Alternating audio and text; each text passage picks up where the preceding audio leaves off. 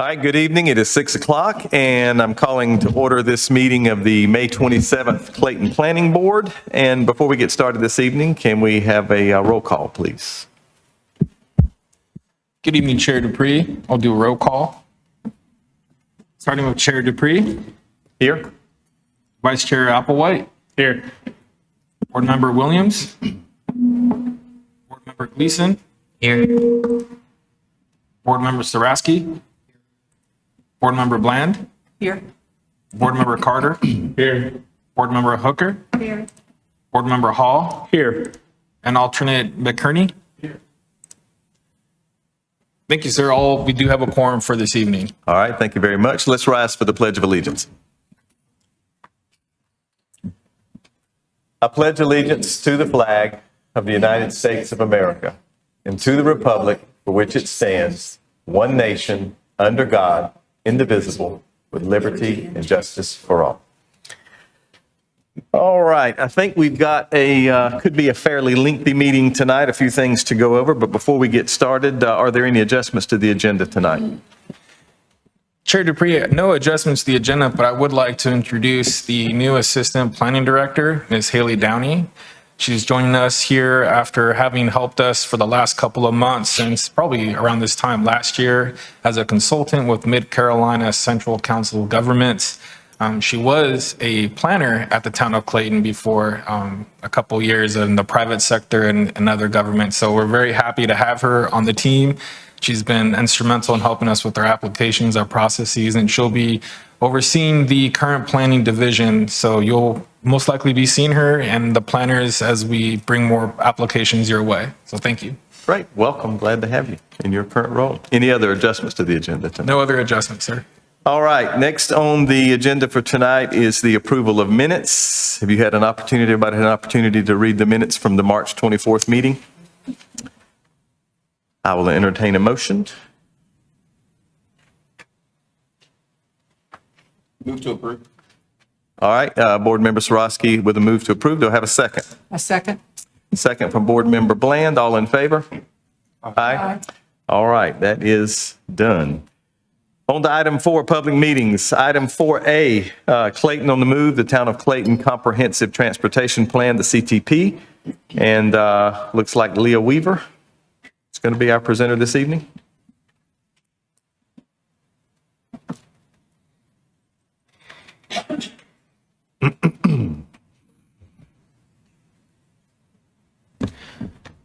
Chair Dupree, members of the planning board, we have Leah Weaver here with WSP Consulting. This is the final draft of the comprehensive transportation plan. The draft was provided to you all back in March, and some significant changes have occurred to the plan. Not too many differences. Leah will be going in detail, but there are some additional cross sections put into place as well as an implementation matrix. So we're looking forward to your comments, your feedback, and I'll give it to Leah. Thank you. So like Conrad said, my name is Leah Weaver, and I am a transportation planner with WSP. I've been working on this project since the beginning, and so I'm excited to be here to present to you guys. So I'll be going over the process for the entire CTP from the beginning, just to give you an overview of how we got to where we are today, an overview of the final report, and then the next steps. So we started this project back in August of 2023, and community engagement was a huge part of it. As you can see, it was throughout the entire project. In the beginning, we worked on establishing the vision and goals. We looked at the existing and future conditions, and then consolidated the recommendations from all of the previous plans and studies. And then we had our first round of public engagement in November of 2023. And then from that first round of public engagement, we went back and modified, removed, and added projects to the existing list of projects that we had consolidated. And then we ran those projects through the travel demand model in order to validate, are these recommended projects needed? And then we went back to the public for a second round of engagement in June of 2024. And then from that, we further refined the recommendations, prioritized our projects based on the vision and goals, and then prepared the draft report. And so throughout this whole process, we have met with the core technical team, stakeholder steering committee, and then also town council as well. And so going into the report, this is what the chapter's layout page looks like. And I want to point out that there is an Appendix A that contains enlarged maps for all of the maps that you can see throughout the project. So if you want to zoom in and look at something a little more closely, that's in Appendix A. In Chapter 1, we cover the background of the CTP, and we introduce comprehensive transportation planning as a whole and what that process looks like. We talk about the project development process, the project overview, all of our vision and goals, and then as well as the existing plans and studies that we reviewed in order to pull out those projects that have already been proposed.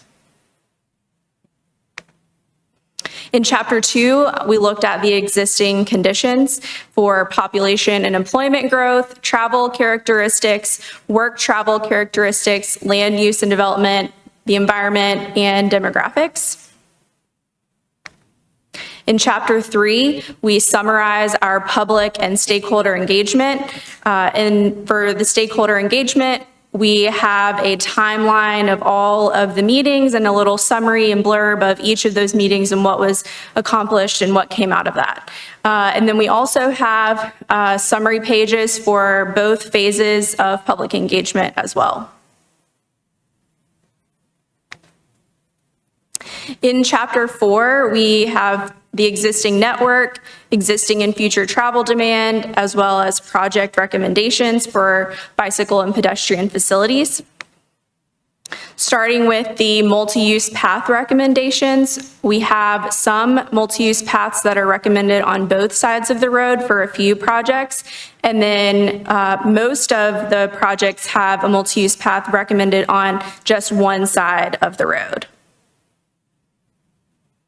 And so we are proposing 61 multi-use path network projects and 93 miles of new multi-use path.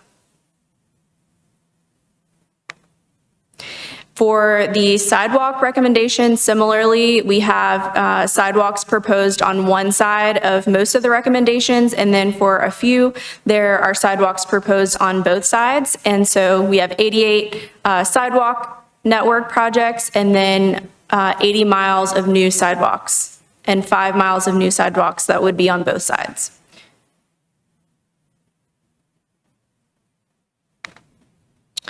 The bicycle facility recommendations are a on-road bike improvement to one side of the road, and most of these were made in areas where there was a gap in connection for the multi-use network and in areas where there were right-of-way constraints and restrictions.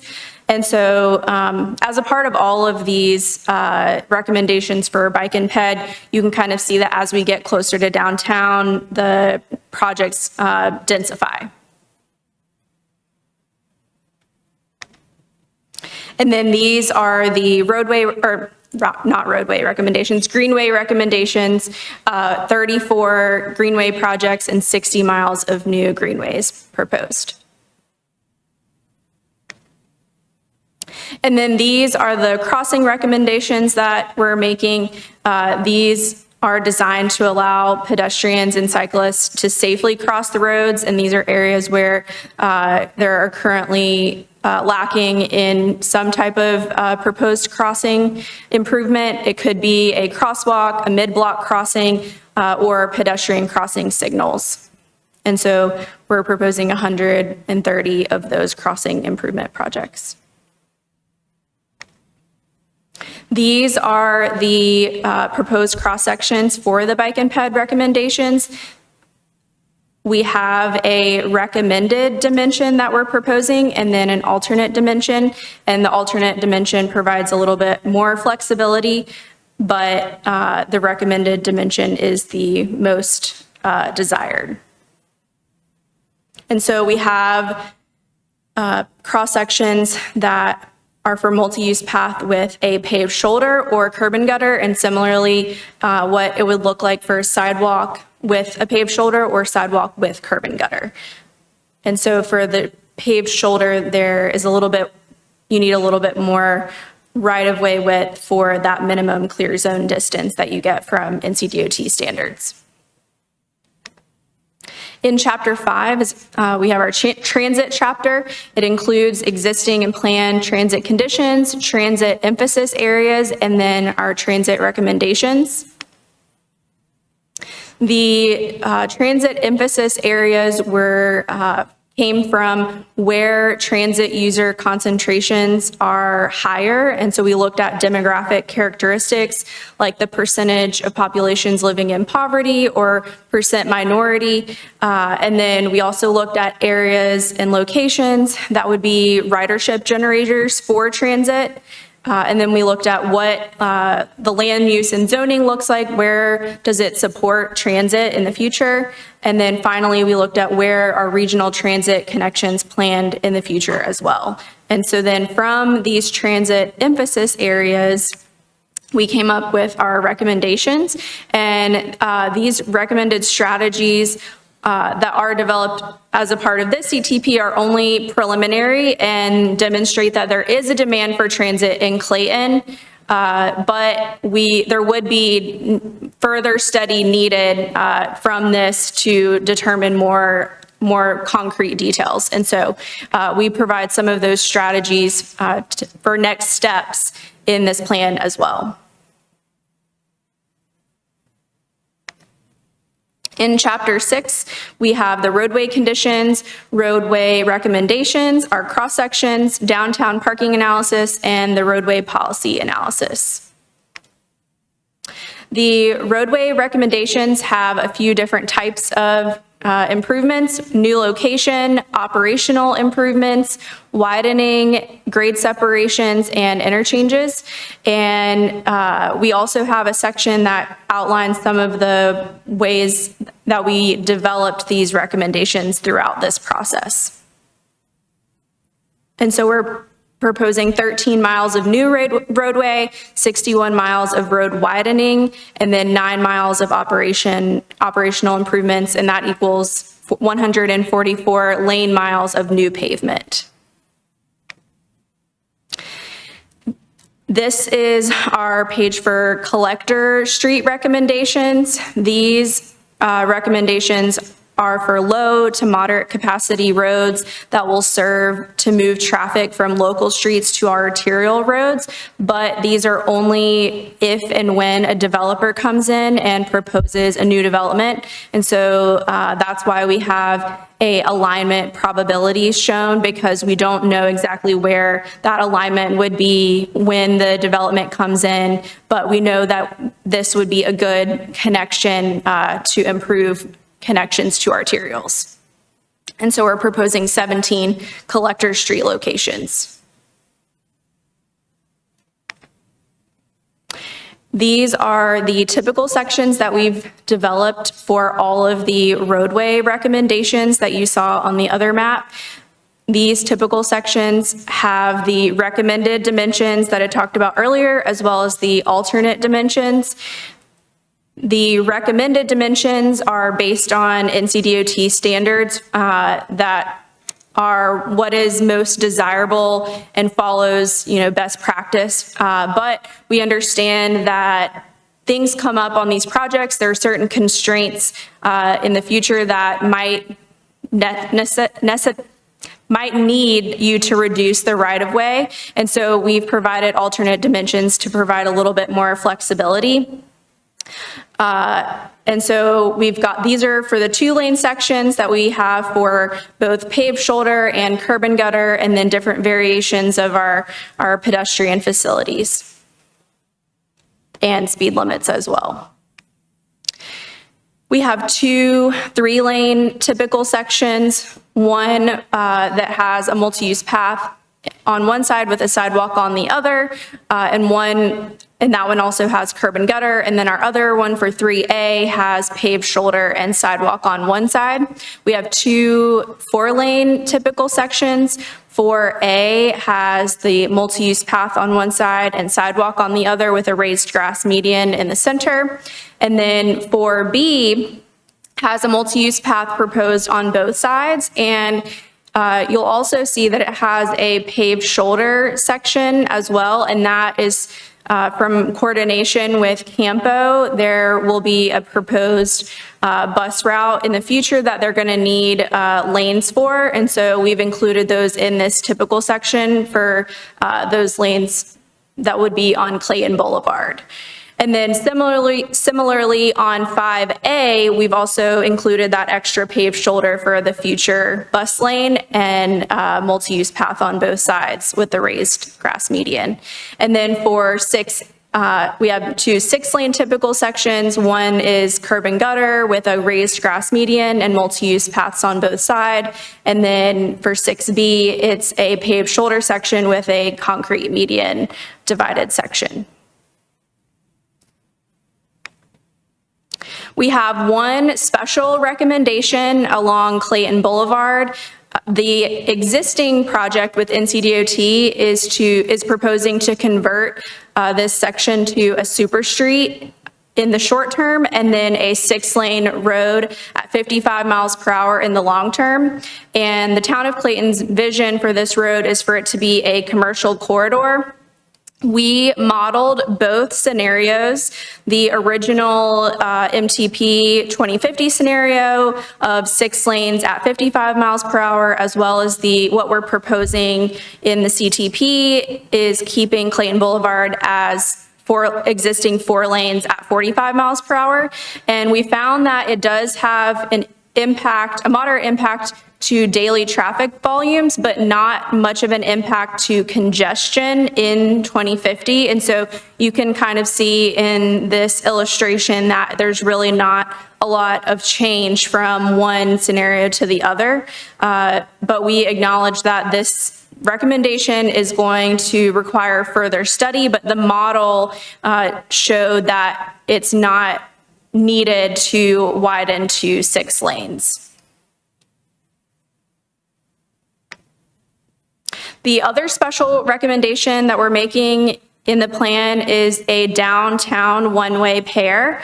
The current NCDOT project on North O'Neill Street is recommending adding a center 2-way left turn lane, and that's going through a historic district, which would have limitations on right-of-way. And so we're proposing to convert O'Neill and Fayetteville Streets to a one-way pair that can address some of those turning movement concerns without adding additional widening. And again, we are proposing a recommendation to study this further. There's a lot of options that you could have with this. If you wanted to just do a 1-lane, one-way pair, and then you could have the other lane for parking, or you could use some of that space for other modes of active transportation.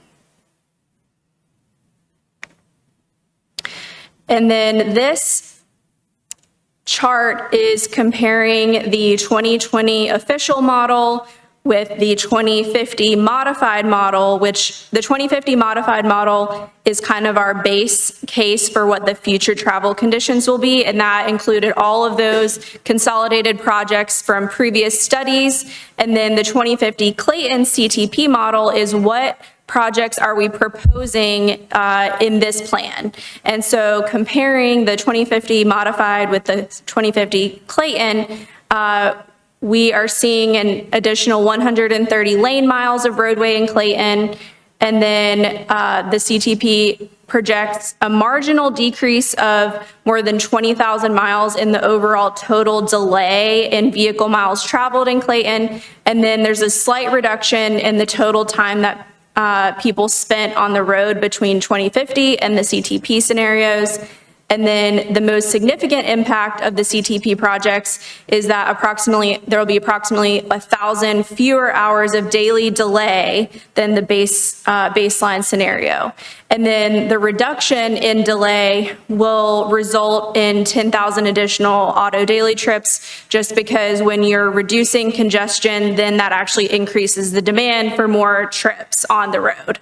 But considering that the population of Clayton is supposed to triple, by 2050, these changes are actually pretty not significant, considering that the population's going to grow so much.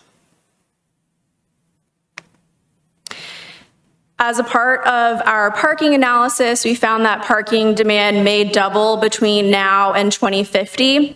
And so we are proposing some recommended strategies to help alleviate that.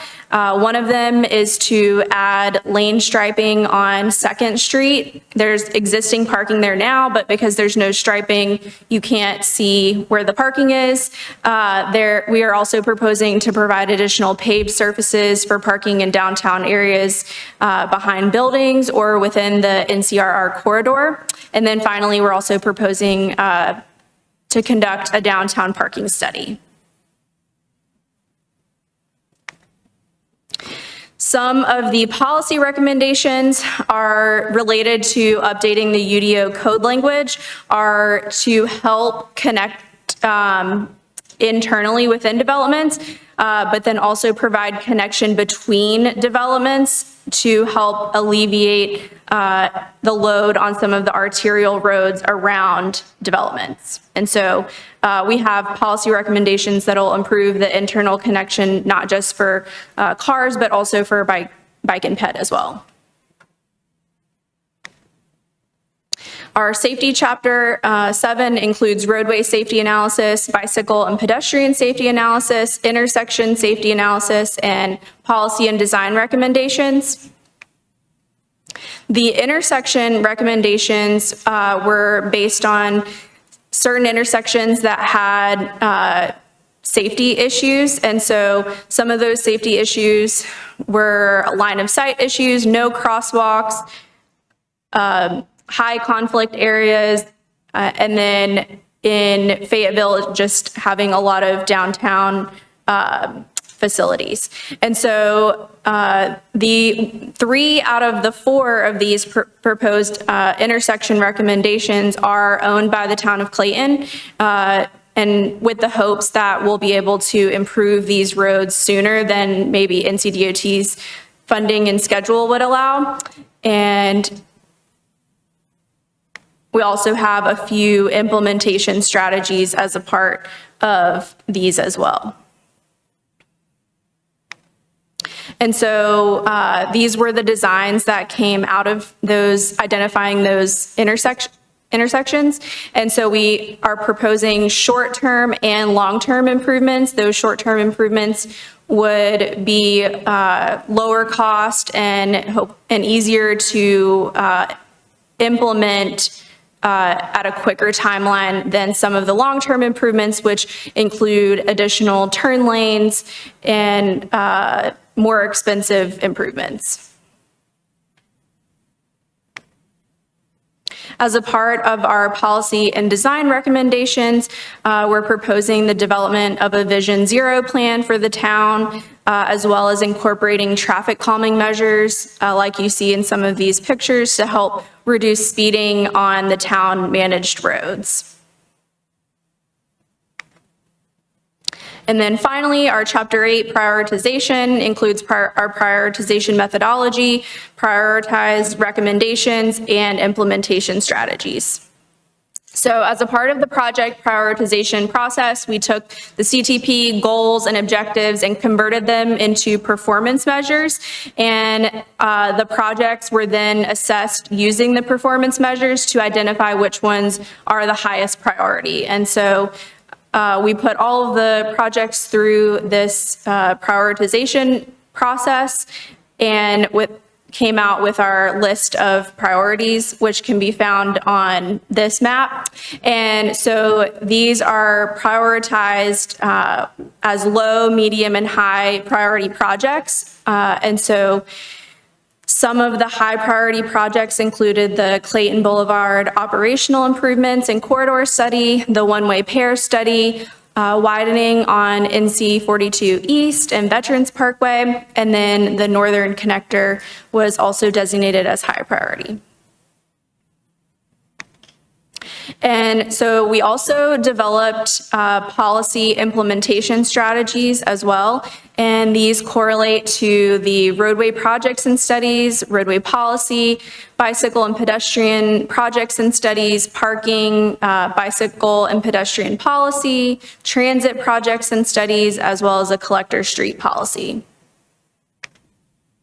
And so we took all of those policies and put them into an implementation matrix that you can see where do these policies fall as far as meeting our goals, as well as, you know, what does the timeline look like for implementing these, and then do they require a further program or study?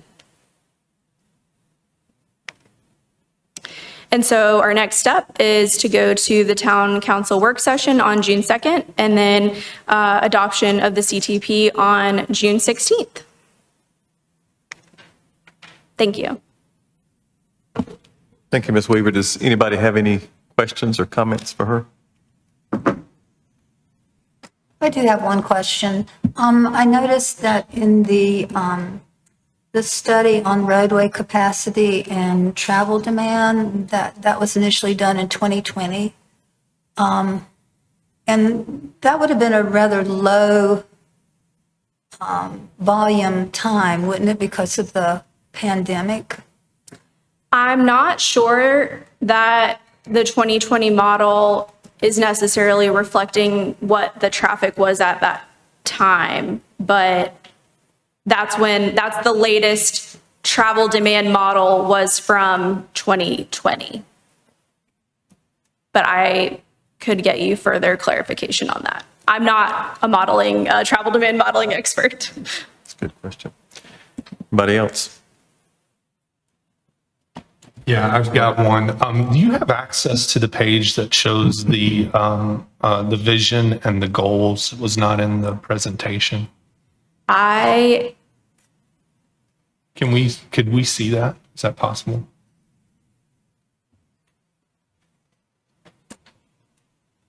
Can pull it up.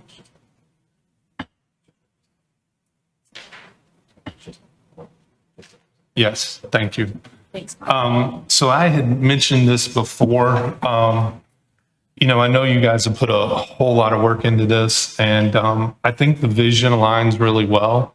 When I look at this, I don't really see goals here. I see what I would call a mission and not something that is measurable for success.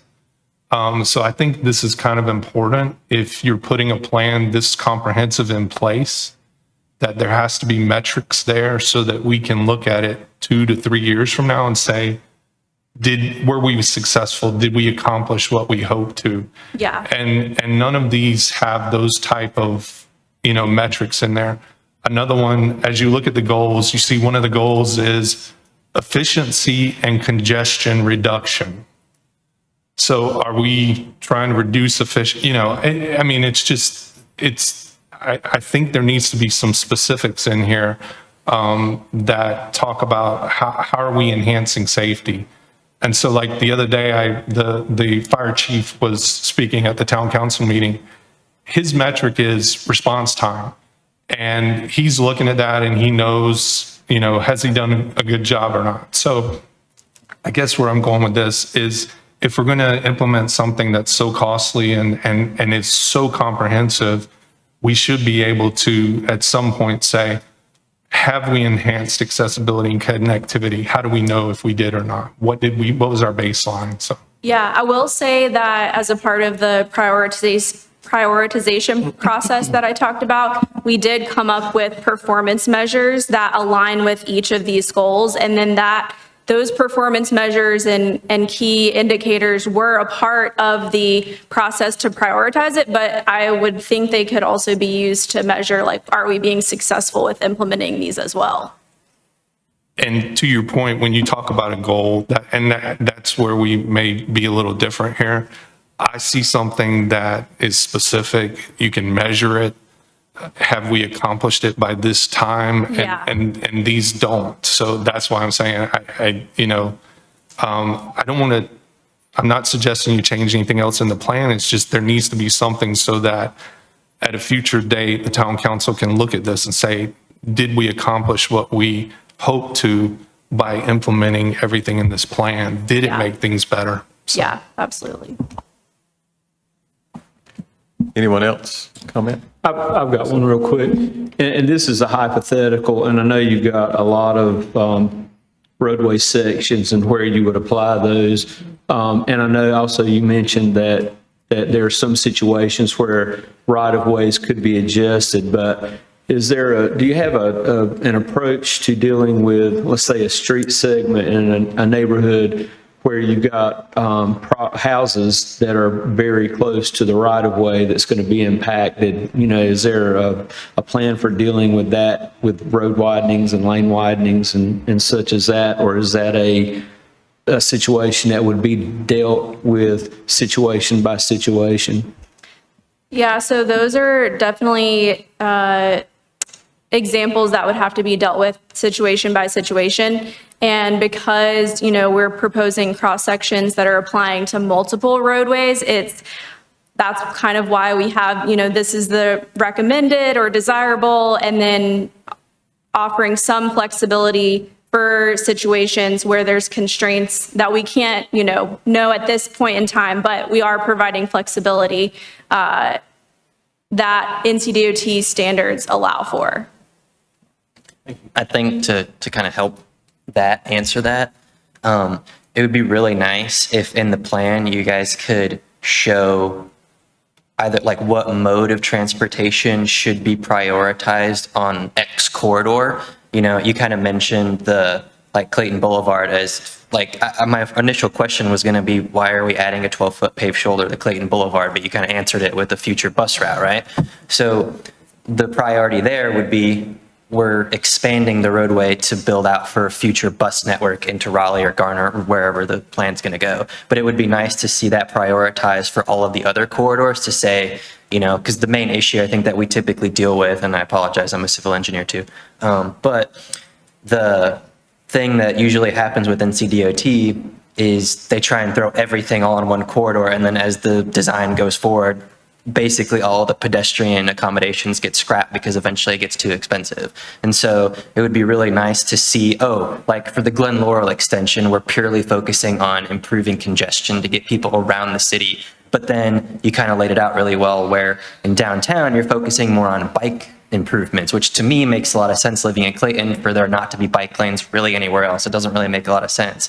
But if your main focus is to improve pedestrian connectivity, again, kind of being selfish, there was a route on there that connected to my neighborhood, and I would love to be able to ride my bike to the nearby park, but I have to get in a car to do that. I don't want to do that.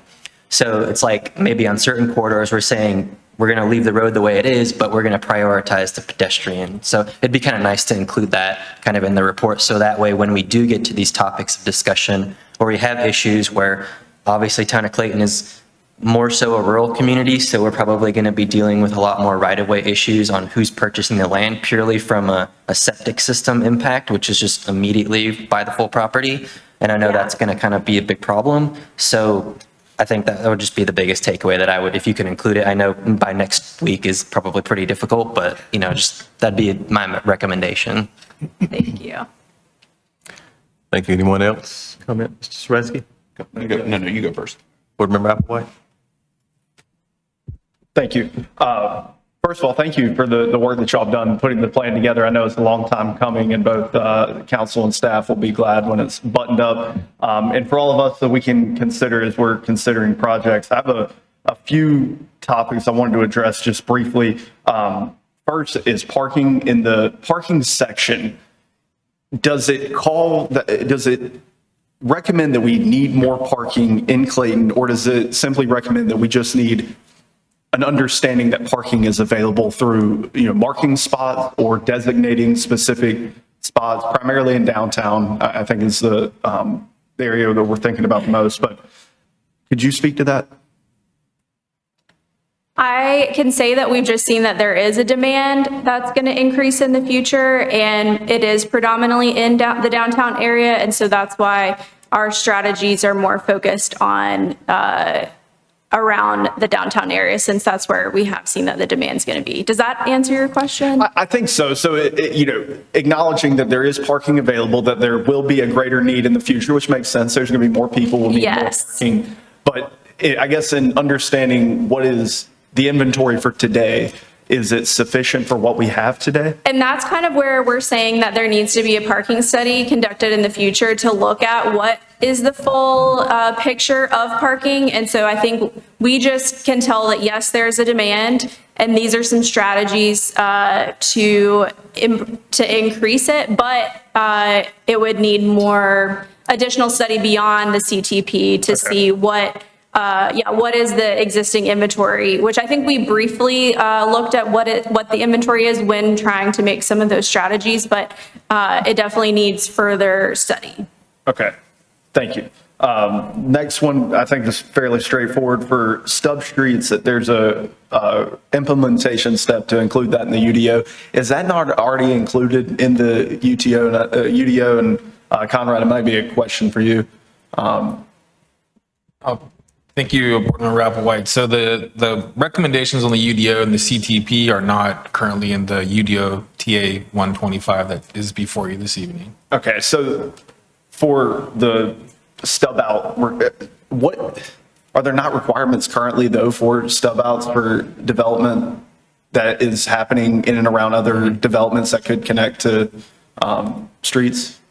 So there is a required minimum number of, without looking at the UDO right now, there's a required minimum number of connection points for a development and based on the units for that project. And so a stub out could qualify as one of those connection points to connect at a later date from an adjacent property. But it's not necessarily required right now, other than if it, falls under that.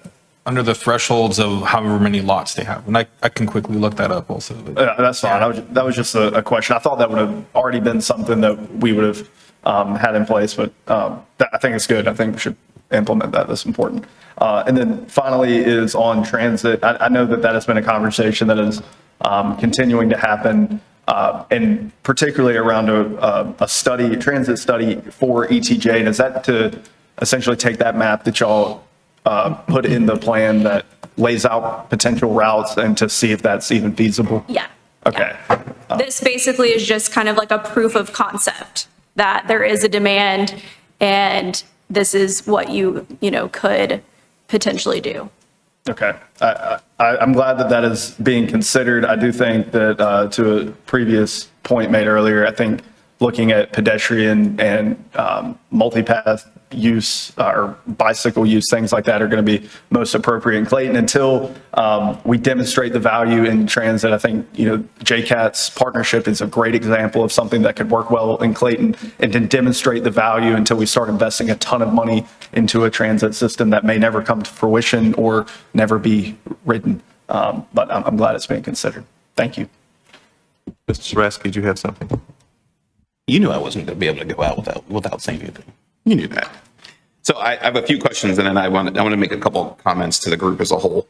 How does this plan tie into the other plans that Clayton has? How did you take the downtown master plan? Do we have to change the land use plan? Does it change the Gateway 42 plan? So how does this, is this overriding those, or is this, explain how this plan interacts with all the other plans that we have at our disposal? Yeah, so we took all of the existing plans and took all of the recommendations from those existing plans and, had our master list of projects, if you will. And then we took those projects and ran them through the travel demand model, put them up against our goals and our vision, what was the public feedback, and then we kind of refined that list from there. So there are going to be a lot of the projects from the previous plans and studies, but then there are some that didn't make sense anymore based on the information that we gathered throughout this process. And so you might see some that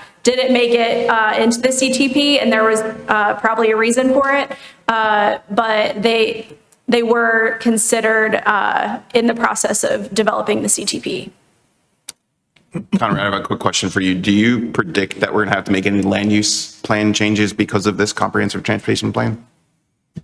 It's a great question. So I don't, I feel like when we are ready to do a comprehensive plan update, because right now we're operating off a plan that is coming on with 2019, if that's my correct. So it was approved, no, the 2024 plan, the comprehensive growth plan, 2045 plan was approved in, was in 2021. So it's bound to be updated soon. We're hoping to get that plan updated. And I'm thinking that this plan will in fact inform that plan in terms of land use. Excellent. Definitely. Thank you. Want to get the point across that you can't do one without the other. You can't do transportation without land use. You can't do land use without transportation. So that's why I was asking that question. And thank you for answering that. That's great. The downtown plan, I know you included some aspects of the downtown plan, like the train station. How does this plan affect, and I'm going back to a little bit to land use, so hopefully this question might have already been answered. How does this affect the density that's needed for a train station in downtown? I don't think I can answer that question right now. And this might be more rhetorical than anything else. I want folks to think about the only way a train station is going to work in downtown Clayton is with density.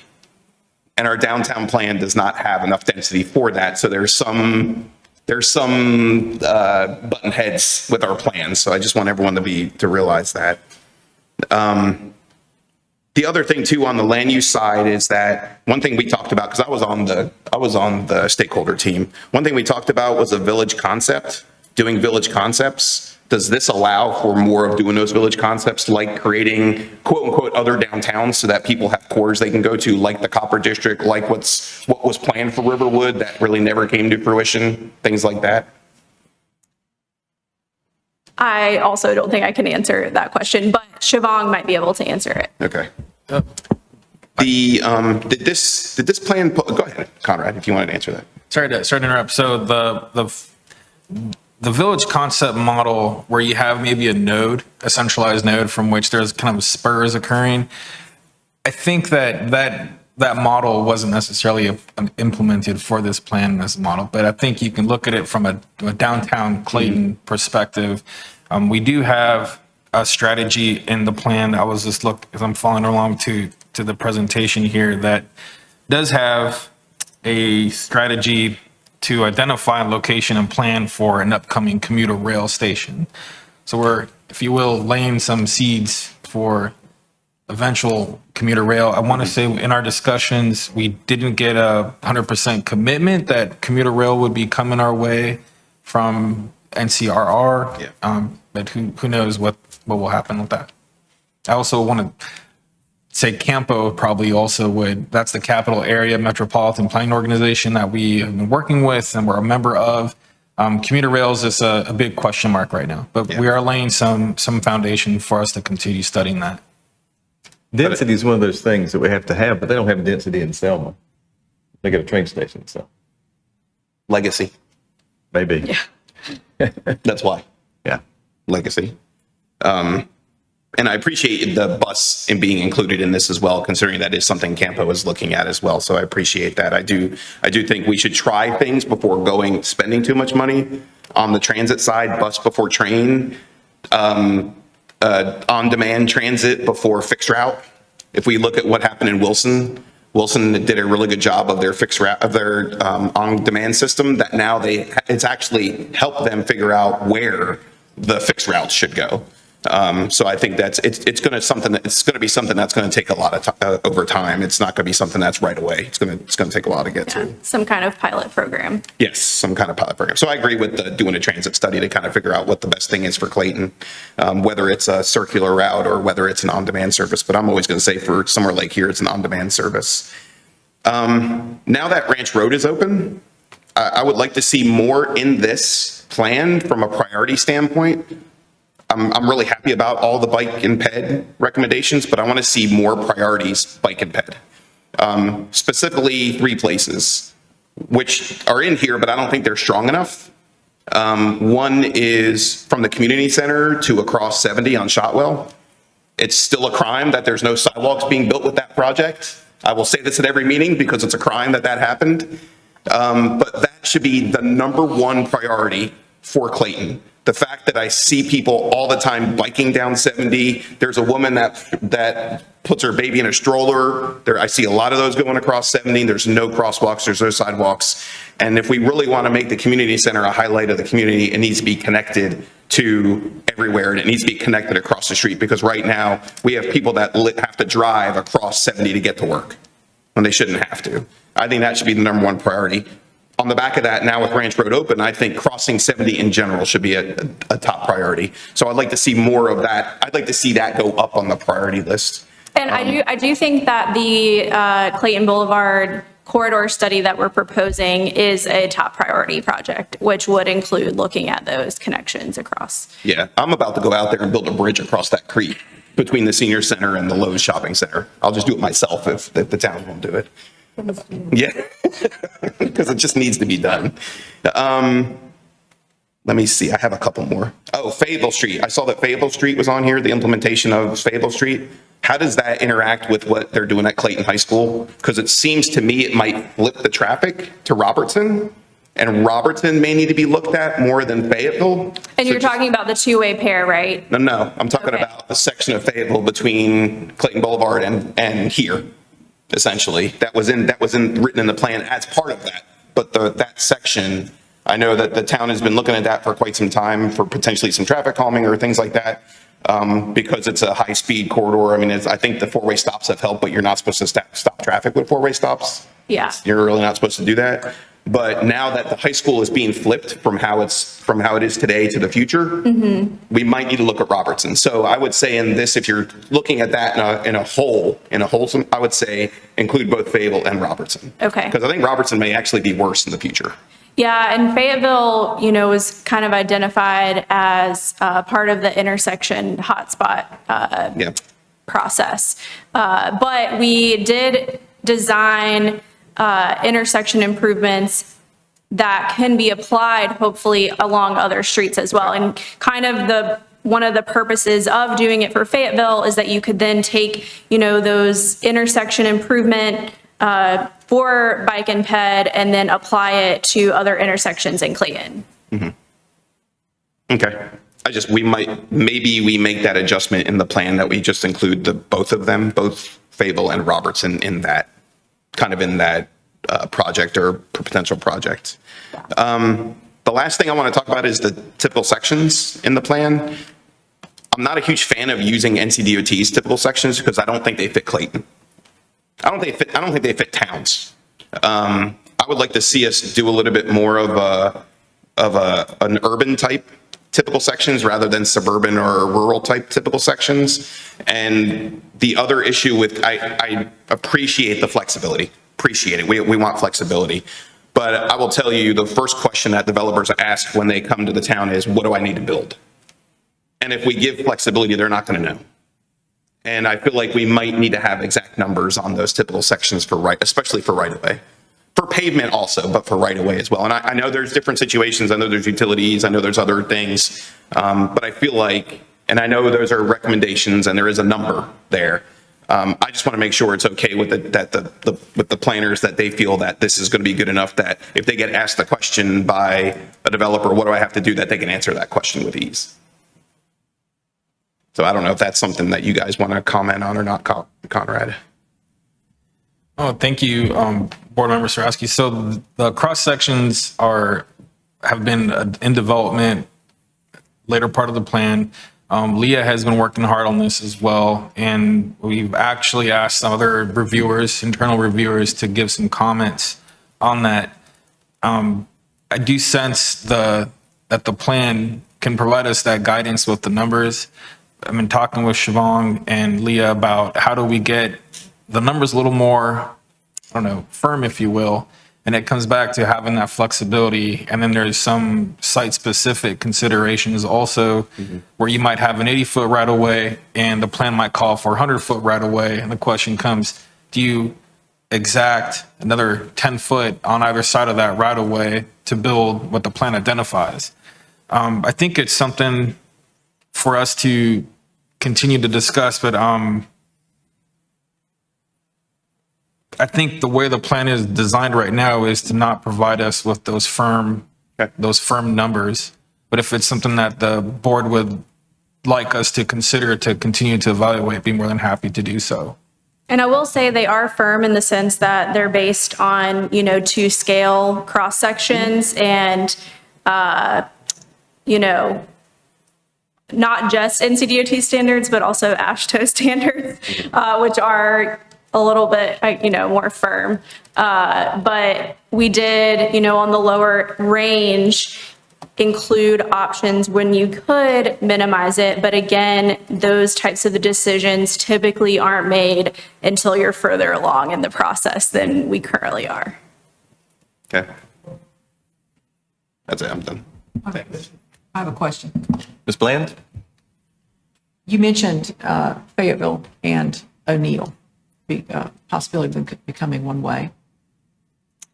I just want to clarify that they are still 2 lane, but 1 way.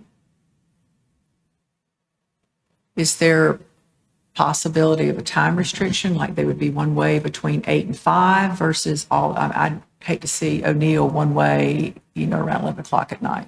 I definitely think that's something that can be considered when, a future study is conducted. I think there's a lot of options for what that could look like. And even, you could start out with just kind of like a trial basis to see how it works for maybe certain times.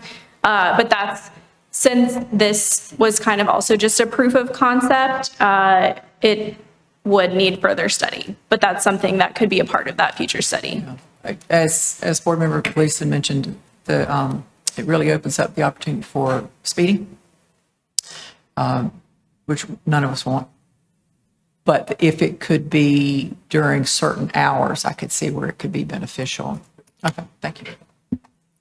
Thank you. Anyone else with a comment? I just want to make one more. I think I would back up Saraski on the hard numbers for the typical sections, mainly just because even though AASHTO and NCDOT say that these are their desirable numbers, in all of my years of experience in dealing with them, it's always the division offices that are just saying, we're going to try and save the most money as possible. So just do the maximum or the minimum, whichever terminology you want to do. So whether that's driveways, we're putting the steepest slopes in everywhere, we are going to minimize right away as much as possible. So I think having those firm numbers, at least so that way the town has a hard number to sell to NCDOT if you're dealing with an NCDOT road, to say like, this is what we want, this is what our developers are going to require, or what we're going to require our developers to put in, rather than giving them that flexibility to be able to kind of swindle what they're actually going to put in.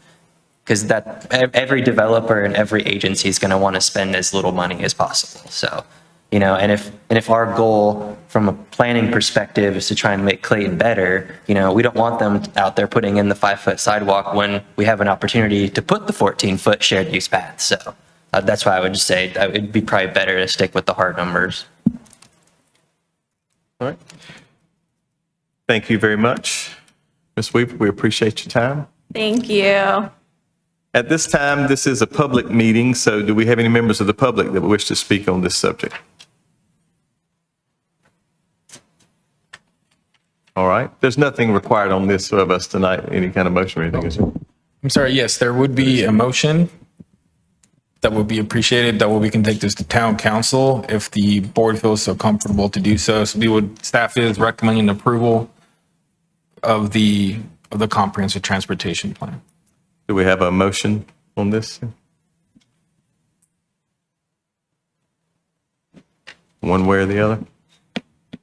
And Chair Dupree, if I might add, I've been taking notes, Haley's been taking notes, and Leah, we can touch base after tonight's meeting to discuss what the planning board has discussed as well. And we can present those topics to our town council for consideration as well. Okay. So we don't have to roll all that into a motion. I got you. I'll make the motion. All right, Board Member Saraski. I move that we recommend approval of the comprehensive transportation plan to the town council.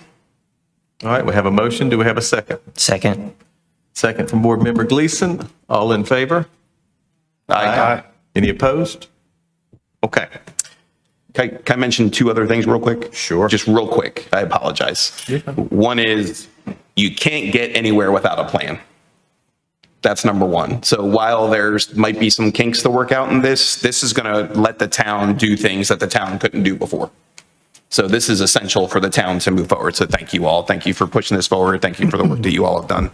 Second thing is I want to answer, Deborah, your question about the 2020 model. It's a year.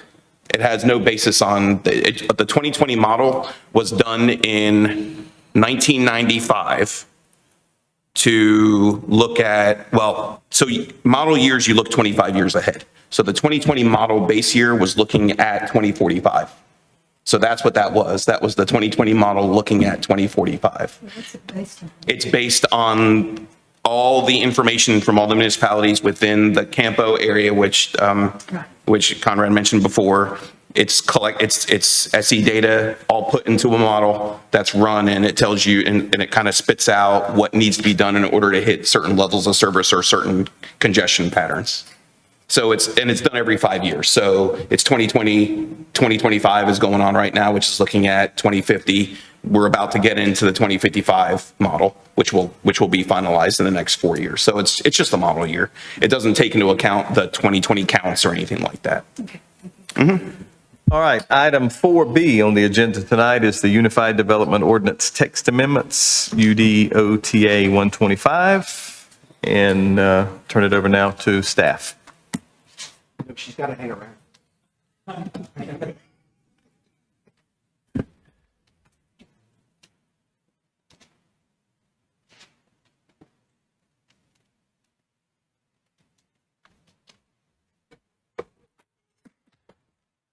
Good evening, Chair Dupree, members of the Planning Board.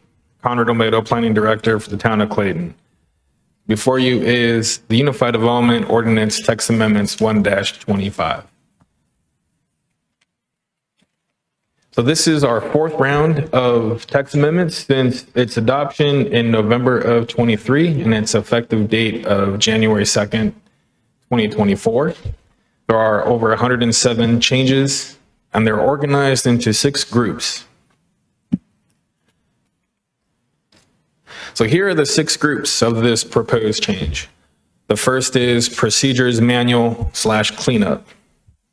Second, there's procedural changes, density changes, dimensional standards changes, use type changes, and development standard changes.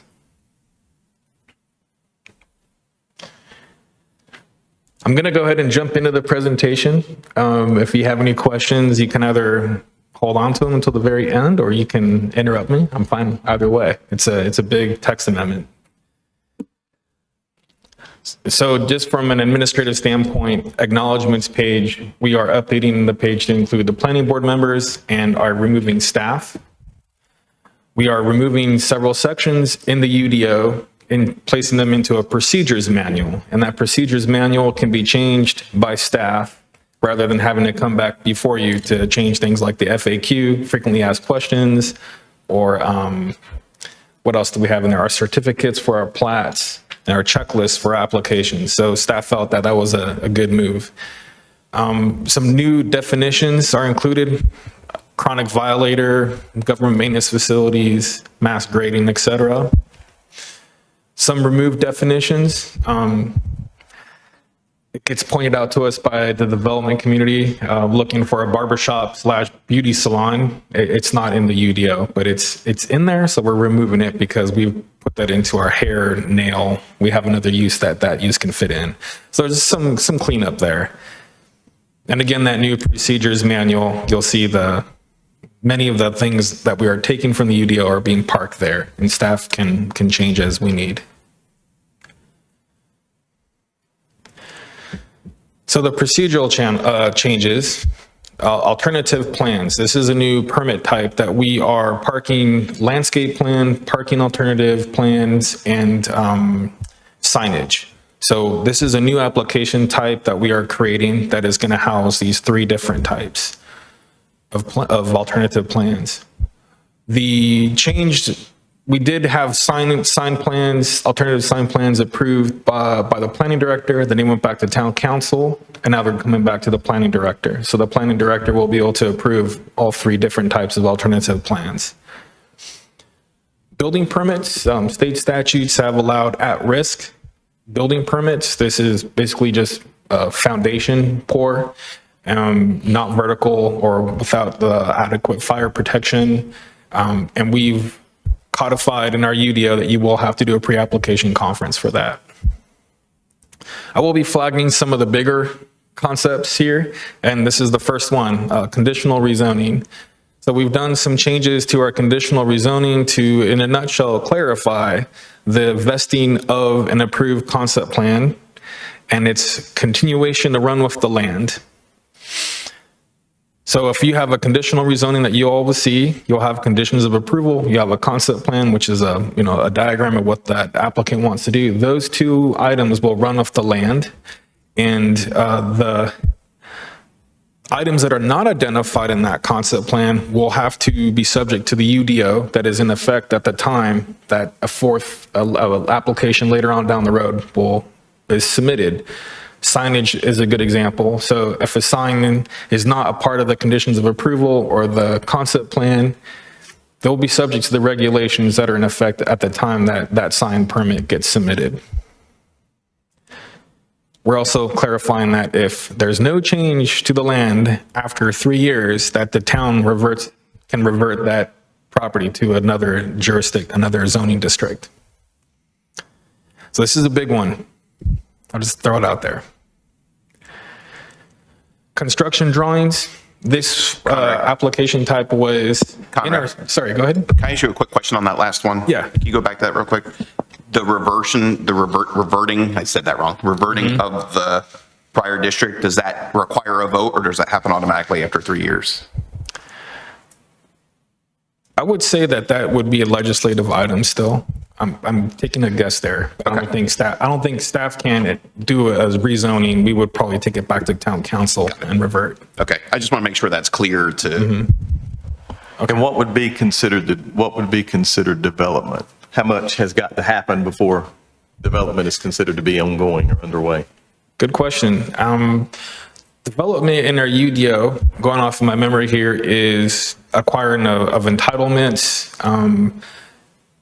that would allow that property to change dirt. So you're looking at early grading permits, possibly tree clearance certificates, site plan submittals. So if I was to have had a rezoning, conditional rezoning approved, and no more entitlements are required for that property, it's just crickets. I think that would be the case to revert, for the town to take a proactive choice to revert that to a different zoning district. But if somebody had a building permit, they have a vesting, they have some entitlements for that property, and that would not apply in this case. Conrad, that vesting period, what is it now? Is it 2 years for conditional rezonings? You can request a conditional rezoning to be vested through a vested right certificate that I want to say is up to 2 years. It's not in perpetuity. So we're going beyond what we allow now to 3 years, which allows for the development community to take a little bit more time before they can get started on their projects. So yes. And so what we're saying here, I'll rephrase this, is we're saying that in a sense, you're saying you have up to 3 years. You have up to 3 years. Correct. But it also runs with the land. Right. Correct. So property can change hands, different folks can buy it, it runs with the land itself. And so to clarify, the staff would review, if it's 3 years from now, we've made 1 million changes to the UDO, you would review it for all the other things besides the site plan they put, not the site plan, the conceptual plan they put before you. Yeah. You won't have to look back to the time that they submitted their application and got it approved to review all the other things in the UDO. Correct. Okay, perfect. And at our rate, we will hit 1 million changes. No, just kidding. Oh, great questions. Thank you. Moving on to construction drawings, this was found, I would say buried in our site plan application type.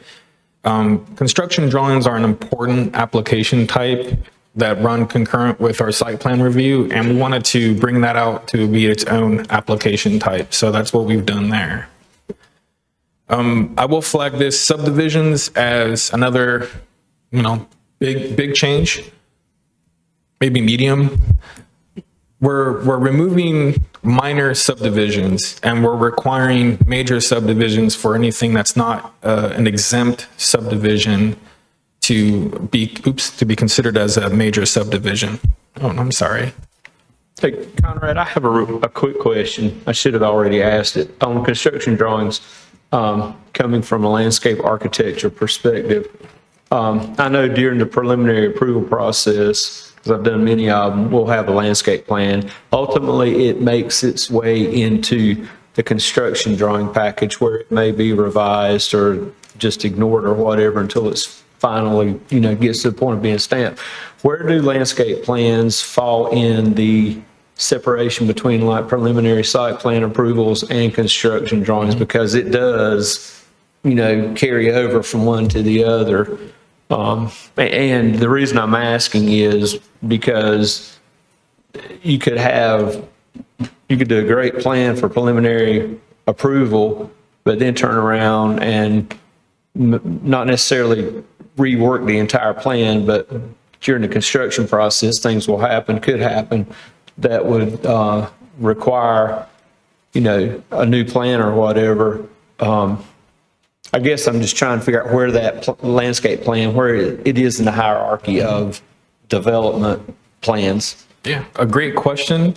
That's a everyday question and concern that we have, which is why we're bringing this out as its own. The landscape plan is a required sheet that accompanies a site plan submittal.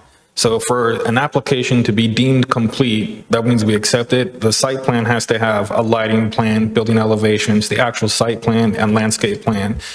We do allow concurrent submittals of a construction drawings and a site plan. So you would see landscaping have some sort of relationship with that construction drawing, so that way your utilities aren't being put in where the trees are being placed. There is a case where we're done with the site plan review, there's been revisions to the construction drawings, and we have to then come back and reevaluate the landscape plan. So in terms of the hierarchy, the landscape plan would be one of the sheets that accompanies a complete site plan submittal to the town.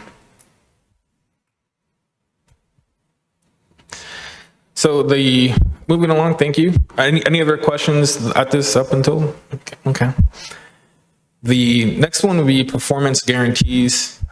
This has been brought to our attention from the development community. Performance guarantees are ways that the town can accept the developers accept money in lieu of, it's like a fee in lieu. So we're accepting money without that infrastructure being installed.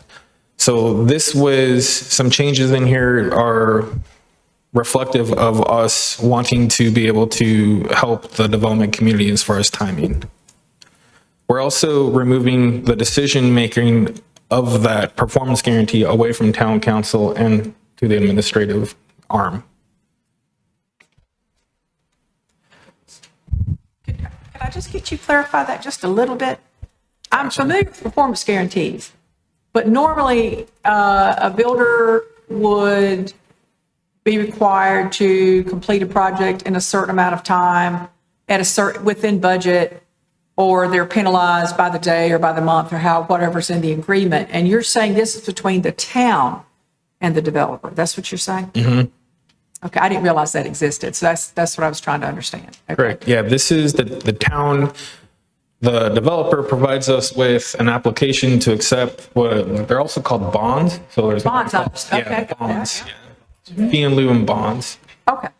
So we hold on to that money until the improvements are made. Landscaping is a good example.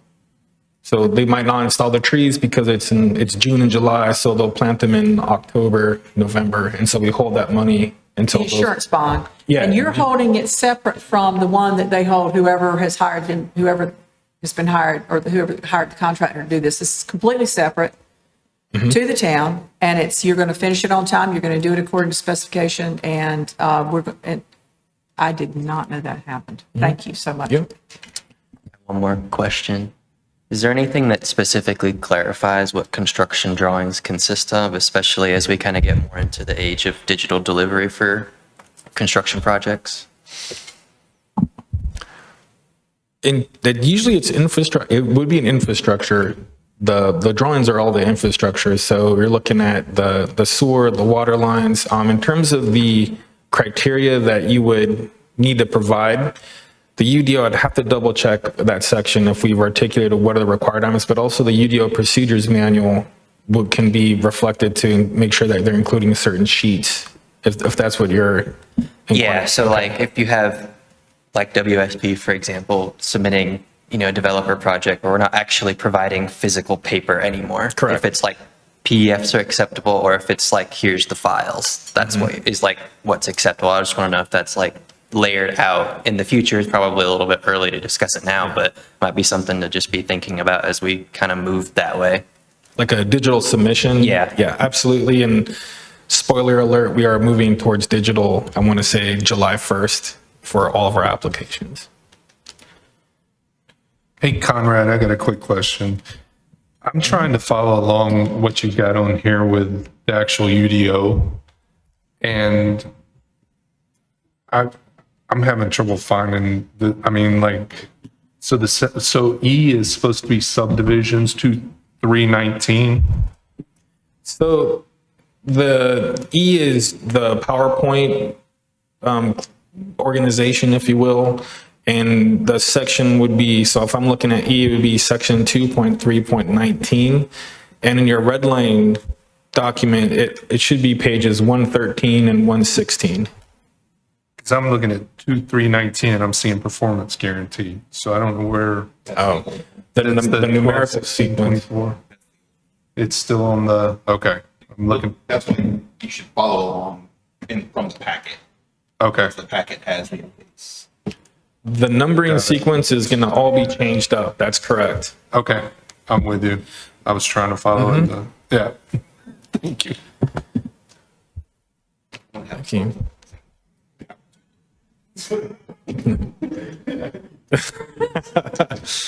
So the other sign permits, we have some changes with regard to the sign permits. I can talk a little bit more about that in the subsequent sections. Site plan, again, construction drawings are their own application type, and we are increasing the expiration of the site plan from 1 year to 2 years. That also aligns with our prior Unified Development Code.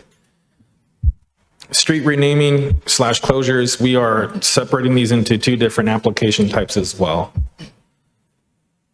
Text amendment, again, this was going to town council and planning board, and we changed it so that way any citizen could request or to enact a text amendment, and staff is going back to a text amendment to be initiated or directed by the town council, the planning board, or staff.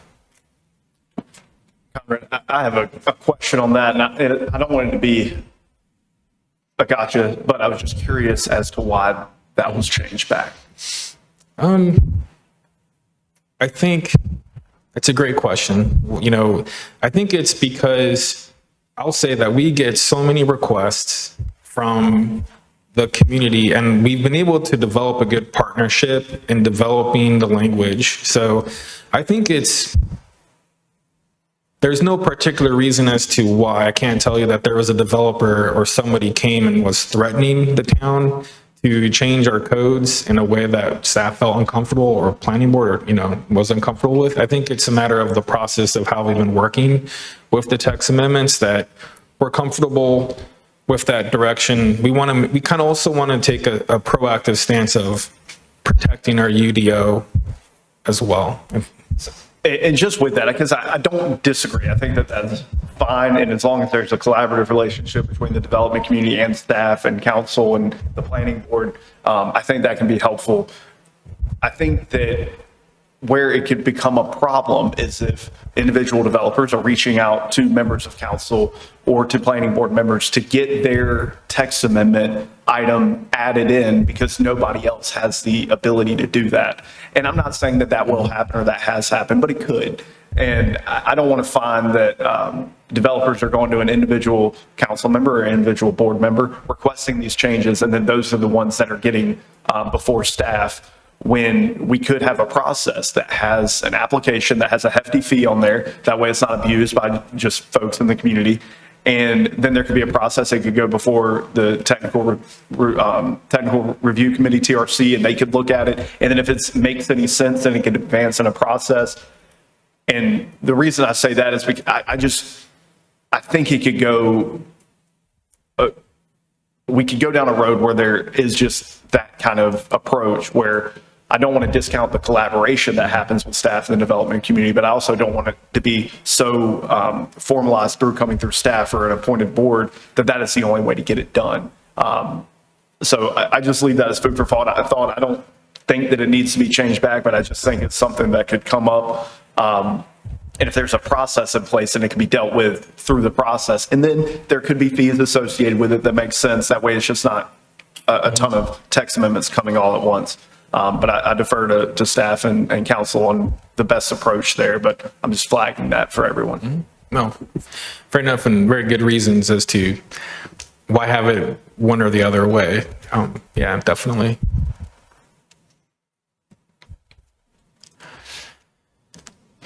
So the next slide is procedural changes continued, transportation impact analyses. We have changed some of the nomenclature from approved to accepted and have given these an expiration date. Zoning compliance permit, clarifying when they would be required for a fence or a wall, 36 inches above the grade, and also clarifying when they would be required to establish a secondary use or structure.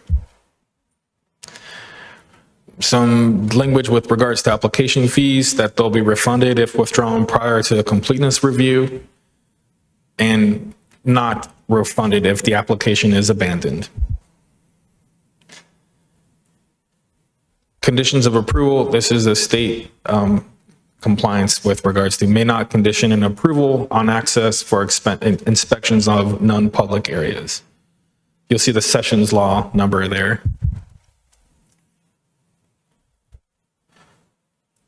Again, procedural changes, concurrent processing clarifies with regards processing rules for building permits and the sign permit.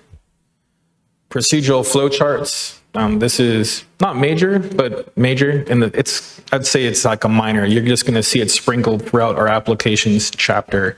On that right section of the page, you can see the figure that was created to give you a little more detail with regards to how that application is processed. And more Sessions Law updates with regards to violations. This is my firework change right here, if I was to have fireworks, so a little bit above major. Density changes. I think this is representing Clayton's role and position in the greater Raleigh area, the rate of growth and the kinds of projects that we are processing for the town as planners in the planning department. We've received applications that exceed our current density limits, and we're currently in discussion with developers and builders who want to bring projects into town, and our density is not helping them get the numbers. So we have proposed 3 zoning districts in which the density caps will be removed. The density caps for CRM, which is our corridor commercial zoning district, our downtown core, and our mixed use district. What this means is that the corresponding conventional zoning district would reflect those density removals, and so they would be in alignment. So you're effectively changing conditional commercial, conditional downtown, and conditional mixed use. We're then, I'm not fixing, if you will, the numbers for neighborhood commercial, where it's 7.2 units per acre, for office institutional also. And I say that because just the math with the square foot of an acreage and the number of units, that's what that number equals. But I do wanted to point this out to you. This is a big change for us, and we're excited about it, and I think it's reflecting our development community as well. I do have more. There's also another section that we've changed with regards to density that I'll point to. It's in our sustainability section.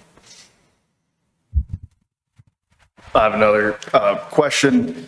So I think that makes sense. I think everybody will be apprehensive about approving development that doesn't work in the surrounding areas of the community. So I think that's fine. For a practical consideration, because we have to consider both the UDO, the comprehensive growth plan, and all the other plans, if the UDO doesn't have a limitation on density, do we then look back to the comprehensive growth plan for that same parcel and area of town and say, well, it was whatever the use type or the place types were, let's say medium density residential, and it calls for 6 units per acre, where they may be requesting 25 units per acre, and the UDO may have said that it was fine to have 30 or 12 units per acre. What do we make our basis of the decision off of at that point? Wanting to consider that maybe more density is required, but the growth plan is not calling for that same level of density necessarily. It's just a practical question I think the board might need some help with. Yeah, that's a great question. So you can, the comprehensive plan is a guidance document, and it does give us the numerical, some of the numbers in there, the 12 units per acre. And you got to look at other policy sections also. So I think that while there might be an inconsistency right now with the future land use map or the land use classifications we have, and you look at a project, the state requires us, the general statutes require our comp plan and our zoning maps to align. Right. But it doesn't necessarily say, if your comp plan says 5 units an acre, you have to approve of 5. So it's like, I think you can take it in the spirit of, is it a good project for the town? Does it meet the spirit of that land use classification?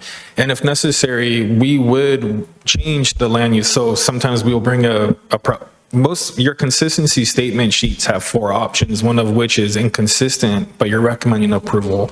I think that would be the practical way to approach that for the time being. And I think that's fine, and that maybe what we're left with. I would hate for the board and the town council to have to make recommendations that are inconsistent with the plans that have been passed recently, even if they're a good project. And the other concern that I have is if it's not that I think we need objective standards all the time, but if we're in the situation where we're making kind of a judgment on what we think is best, and then the UDO guidance is no longer there, that was based on the comprehensive growth plan, that may leave more questions than answers and put the board in a tough position if they vehemently agree with a project, but perhaps the community nearby or the surrounding neighborhood isn't quite where the developer is. There's going to be pressure applied to say, well, what is the basis for the decision making? And if the UDO no longer can be that basis, well, it's consistent because it's under 30 units per acre. I just think that can be challenging for all of us. So I understand the change in the UDO, and I think it's fine. But I think there's going to be questions that come up, both from developers and citizens alike, of why these decisions are being made the way they are. And that may be a future problem that we'll have to address. But To that point, when the 2045 came out and it had, what the density limitations were, almost immediately we started having projects that didn't fit it. I mean, and we were being asked to approve things that, well, this is a great project, so it doesn't fit, but it doesn't fit what we came up with. So I understand what you're trying to do there, but it allowed this board and the town council too, and your staff, before it was your staff, it allowed them to have some leverage because you got somebody coming in and asking for something that clearly does not meet the standard we had put in place. So, okay, you've got to go back now and get rid of some of this and add some of that to get more in line with the density. But if there is no standard and it's just how each project looks, it doesn't give us really much of a nail to hang our hat on here when we make those decisions. To his point, we could, at that point, 4 or 5 years ago when this started coming up, we could say, hey, our thing says this, but you got to do that if we're going to do it. But if our standard is, for lack of a better way to say it, no standard, then how do we then leverage what we want to have happen? Great point. So that, if I could, that's a great point. It's a great question, right? So it's kind of, you're going to have a developer, it's like, I want to put in, 100 units an acre. And you're in a position where the UDO maybe doesn't have that backstop for you. So that's a good point. I thought a lot about that. I know Chad has also, and staff does too, because we want to give you some of those tools. I think that's where I would point to our sustainability incentives tools, where we have some of the mechanisms in there that would allow kind of incremental increases in density. What I do think would happen is the question of density almost would be solved for you. There's an answer. There is no density. So then you can kind of start to dig into what the project is bringing to your town.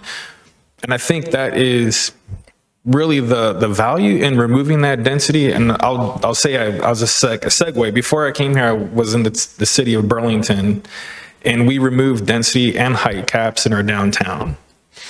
Now, did it cause, maybe no one knows it, but has it caused a resurgence and redevelopment? It really hasn't, not yet, but we're hoping, right? Because that was a barrier. So if we're removing that barrier, if you will, it could open up that conversation as, what more can this project be? And you might be able to get that project that looks really good, because what we're hearing from the development community is, if the town wants this project to look really good, it's going to cost this much. That means I have to have this many units, and I have to have this kind of density. So if we're saying, that's great, you don't have to worry about density. So what are you bringing to the table? Because Clayton wants to have that high standard of development. So I think you're right. We're kind of removing that cap there, but we're also maybe providing an opportunity to have another conversation. The thing that worries me is, and this is not a slam against Burlington, but Burlington appears to me to be a town that would desperately love to have the growth problem that we have here. We don't have that problem here. We got plenty of people wanting to come here and build things and do things. It just worries me that if it's like, almost feels like the Wild West. Come on in, we got no standards, and we'll decide if we got a standard once you get here, and we decide if we like it or not. That just concerns me a little bit. Can I respond to that? Sure. And you mentioned heights. Okay, this allows more density, but doesn't change any other standard. To say we don't have standards to stand on is incorrect, because we have all the rest of these other standards in here besides the density. If a developer can make more than 12 units per acre work in a mixed use district and keep his or her building height to 42 feet, more power to him. But it would blow your mind over the last 4 or 5 years how often the density, nothing to do with height, but how many houses in a subdivision or whatever the case may be, how often the density question was what came before this board that we then could allow. We would ask a developer, will you do this if, because we're budging on density, so you need to do this, or we're budging on density, so you need to do that. Mm-hmm. That density question has come before this board a lot over the last 4 or 5 years. Mm-hmm. And I agree. And the reason I like this is because I think this is a first step. And you are correct. Do we have growth issues? Yes, but the reason we have growth issues is because everyone wants to move to the suburbs, which means we don't have the density to do the things that people want. You need to have density. You need to have rooftops. You need to have people in order to get the services that you want. I say this all the time at this meeting. We're not talking about adding traffic. We're not talking about adding stormwater problems. We're talking about adding services. To add services, you need density.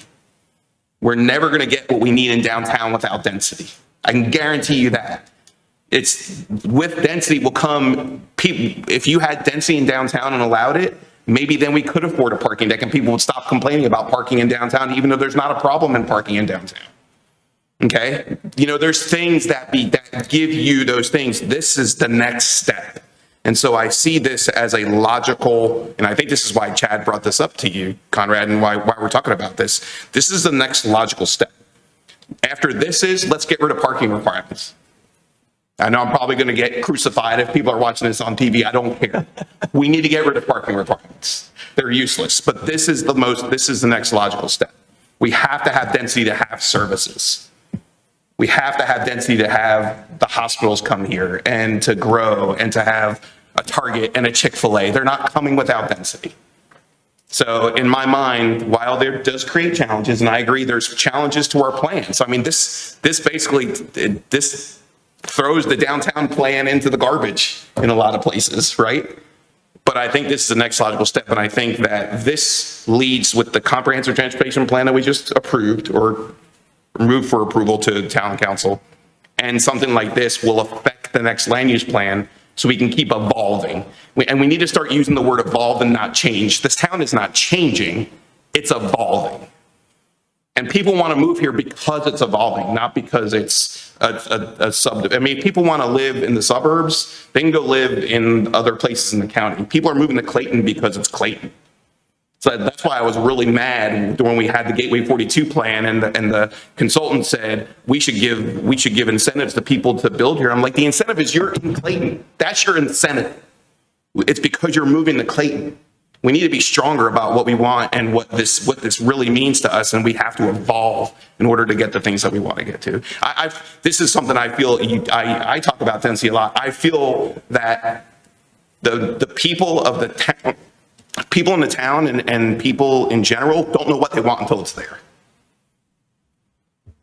And I think this is where we as a board and our town council needs to say, yeah, we hear you, but for us to get better and for us to evolve, we need to do something like this.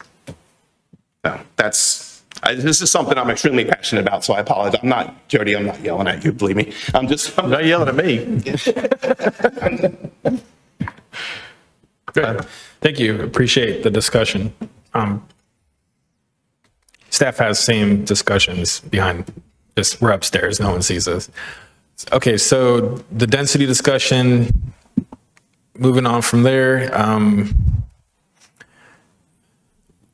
Density changes. So we have the sustainability development incentives, which is replacing one of the notes in our district tables. And what this is saying is, you can see it on the right-hand side there. This speaks to the idea of what are we getting for that density? This is a tool that we're providing people, the community with. So increases of density from current UDO says 1 unit per acre, 2 units per acre, or 3 units per acre. We're bumping that up to 10 units an acre, 20 units an acre, or 30 units an acre. And to get those density bonuses, you would need to acquire certain items from Schedule A or Schedule B in our sustainability incentives matrix. If I was to be, I'll be a planning nerd here. The UDO, this would be what I would consider as performance-based zoning. So you're given an allowance, but you're given something for it. Can I ask a question on that? I noticed one of the density increases is mixed use. Have we thought about putting something in here that allows mixed use development to reduce, will they be allowed to reduce other standards if they put a certain amount of, let me take a step back. Mm-hmm. We use in the traffic industry what we call internal capture, right? If you have, I'm taking another step. The reason North Hills works, the reason why North Hills works and Six Forks Road has not increased in traffic in the last 25 years is because when they build a retail, they build residential. When they build an office, they build residential. When they build another office, they build residential. The two go hand in hand, right? You want to internal capture. I hate that it's capture, that's the word, but that's essentially what's happening. You're capturing those trips in one place. Can we then, if someone comes in with something that's more mixed use where you're trying to capture those things where you have both residential, office, retail, commercial, anything like that, are we giving them the ability to reduce parking standards? Are we giving them the ability to reduce, to reduce other kind of standards? The great question. That concept we've tackled with what we're putting as the unified development concept. So the unified development, you'll note later on, it talks about having that kind of a project where you might have multiple kinds of retail with some residential adjacent to it. But as far as the concept of, so right now what we're seeing is more of that horizontal mixed use. There's not been a lot of drive, if you will, from the projects that are coming before staff that have that 4 to 5 story building with the office or retail on the first floor, which is what you would think of as a mixed use building. What we are seeing is what you would call horizontal mixed use. So I have my residential apartment here, but I can cross a driveway and there's some retail, there's some coffee shops, and that's what we are seeing submitted to the town right now. And then the parking requirements, we have an alternative parking plan. We have some ways to do that. What staff is holding firm though are use specific standards. So the uses that are going into each of these facilities, we are still holding those as use specific standards. And we are getting some pressure from the development community, and I say that in a good way, that they want to relieve the use specific standards. So you'll see later on in the presentation that we have listened and we are making adjustments to the use specific standards. So there is some play, if you will, with regards to the conditional rezoning and parking and heights, et cetera, setbacks also. Can you say a little bit about how you calculated the number of bonus units per incentive? Because, I mean, the leap from 1 to 10 is a leap. The number there was corresponding with the idea of the removal of the density caps. So if we're removing density caps in the CRM, downtown, and mixed-use districts, we didn't want to have a number that was too low. We also wanted to make that number for sustainability incentives to be just as substantial of a leap, if you will. So that's where the 10, the 20. So you're looking at additional units in addition to the base zoning district is what you would be adding on to. Right. I mean, I'm just wondering about the trade-off between the added density and the impact. I mean, this is supposed to be about sustainability, so it would seem that there ought to be some metric that you would consider other than just we need a bigger number. In terms of a measure, I'm kind of stumbling here. I mean, I guess I would just like to be more reassured that the sustainability end is not sacrificed to the density end. So I think that now I'm remembering the sustainability incentives, they have some really nice items in there, like being LEED certified, you get certain points, you put in EV chargers. What the challenge with this kind of incentive matrix, if you will, is that it's got low-hanging fruit, but no one is biting.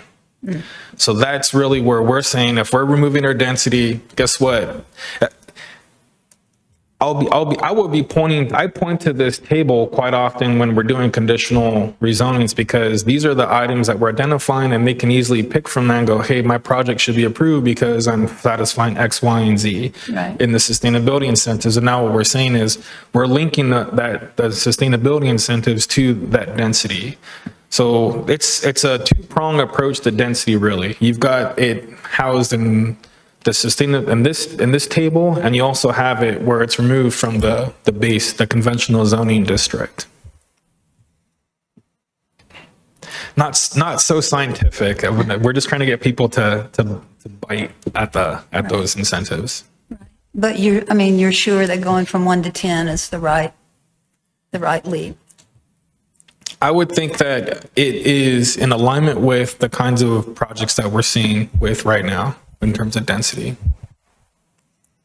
Yeah. Lots of great discussion. Thank you. So now we're moving to dimensional, unless I've already continued. So now we're going to dimensional standards. The public zoning district is the one district that we're adding the most to, making the most substantial changes. We're removing lot area, open space, building heights. We're reducing the building heights and the space between buildings and the perimeter setbacks, and we're reducing the setbacks to 5 feet. This is a substantial change. I would say this is a minor firework that if you were to go, it fits in line with our desire to bring in all of our public facilities into this zoning district and to allow the town, the kind of operation that the town does, to be able to have the most flexibility. We're also hoping that we can partner with the school system to get their schools into the public zoning district. Removing of the ability to create a new flag lot. If you think of a flag, the creation of that as a piece of property is being removed. Unified development, as I was discussing a little bit before, we are expanding the unified development, and we're creating some new parking standards. This is a response from the development community wanting to build a project with multiple tenants, like a shopping center, if you will. So we've done some changes in our use, and like the large format retail has been removed, and we've parked that intent with the unified development. None of the use specific standards in large format retail have been compromised. We've parked the outstanding criteria in our design standards. I'll spare you the discussions that we had about this item and just let you know that we've found a good solution with unified development as being a place to park that use, those types of projects. Again, use type changes. So again, this is use type changes, moving on from development standards to use type changes. I see the public district there. We've really expanded the number of uses just to reduce the possibility of any nonconformity that occurs in that district. We want to make sure that whatever we are going to rezone as PUB is going to be allowed there. We've added some uses to the CZM, that's conditional zoning mixed use. So these are uses that an applicant can request as part of a conventional zoning. And we've added multifamily. I will say this is another minor firework. So this corresponds to the density. So the commercial zoning, the conditional zoning commercial district it corresponds to the CRM district, and the CRM district will have its density cap removed. Going into the use specific standards, we've done some changes to the noted uses there to help as a response to the request to allow use specific standards to be modified through a conditional zoning. We've decided to take a look at our use specific standards and to make them a little easier to get into. Use type changes continued. We are adding a governmental storage or maintenance and storage facility use to our table. Sessions law increases number of children for a family care home from 9 to 10. Again, large format retail, we're removing that use type. Solar energy conversion and triplex and quadplex are in alignment with Sessions law. Triplex and quadplex, if you're over 2 stories, we can apply design standards. Use type changes secondary.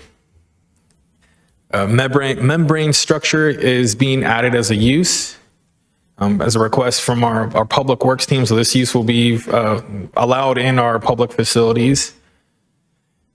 I'll add another firework here with urban archery.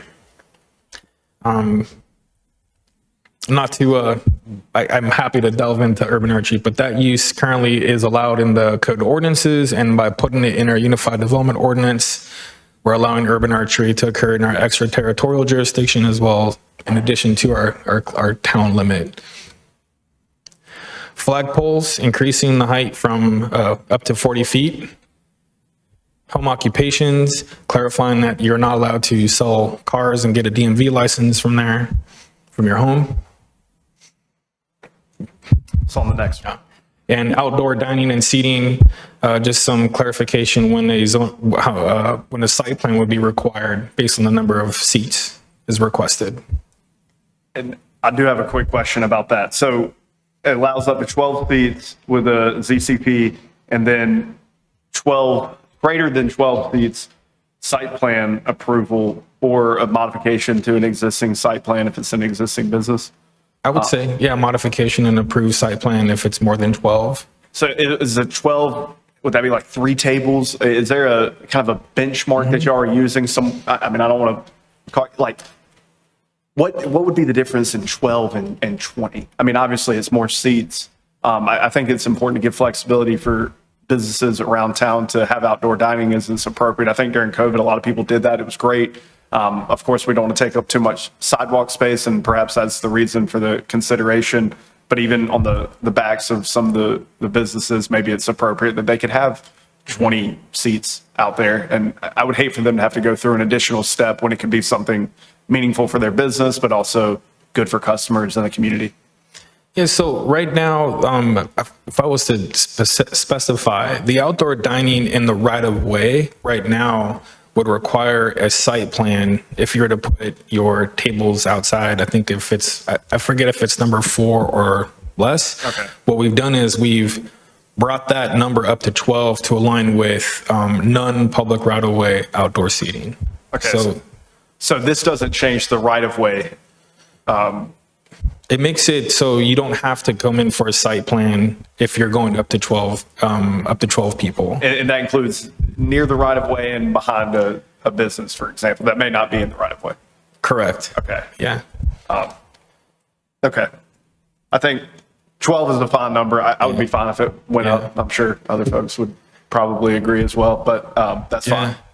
It's a great question. It's about 3 tables, maybe 4 people per table. I think sometimes they make a seat a little bit smaller so it doesn't count as a seat per the building code. So you get seats 4, but really it's only coded as 3. That's what I've heard.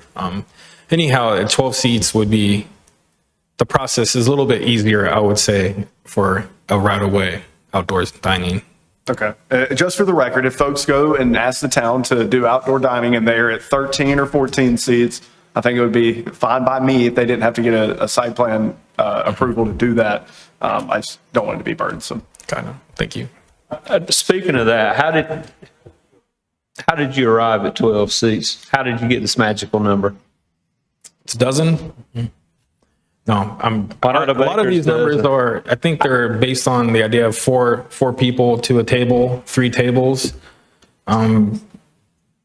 So that is the logic. I mean, that. Personally, I think it's kind of small. The number's kind of small. And we can I'd look like at to see it increased. Is there a number that you would, maybe 16, 20? I would say 16 to 20.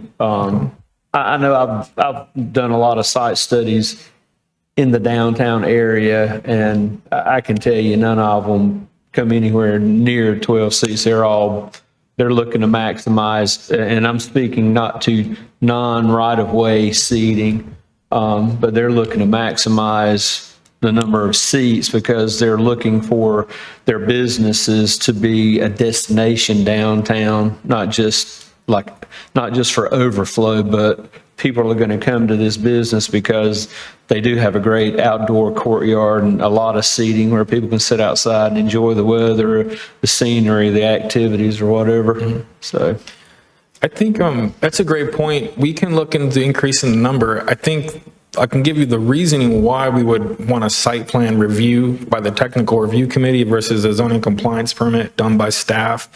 If I have an establishment and I want to do outdoor seating, I might be impacting my parking, my required landscaping area, just as I retrofit. So that's where the site plan kind of kicks in to capture those site changes. The other thing I want to mention too is if you don't have a lot of frontage, you could affect ADA requirements. That would be my concern, is that yes, I think it's great to have outdoor seating, but I also want to be able to walk on the sidewalk. Yes. I mean, that goes without saying, and the studies I'm always involved in, pedestrian access, ADA concerns, that's all factored into our designs and stuff. It's, when I say maximize seating, they want to maximize their space within the parameters of pedestrian access and ADA access and everything. But I think for me, it's the idea of having to go through a full-blown site plan approval to get your outdoor seating when I feel like, and it's personal opinion, something that could be done in-house without a lot of steps to go through.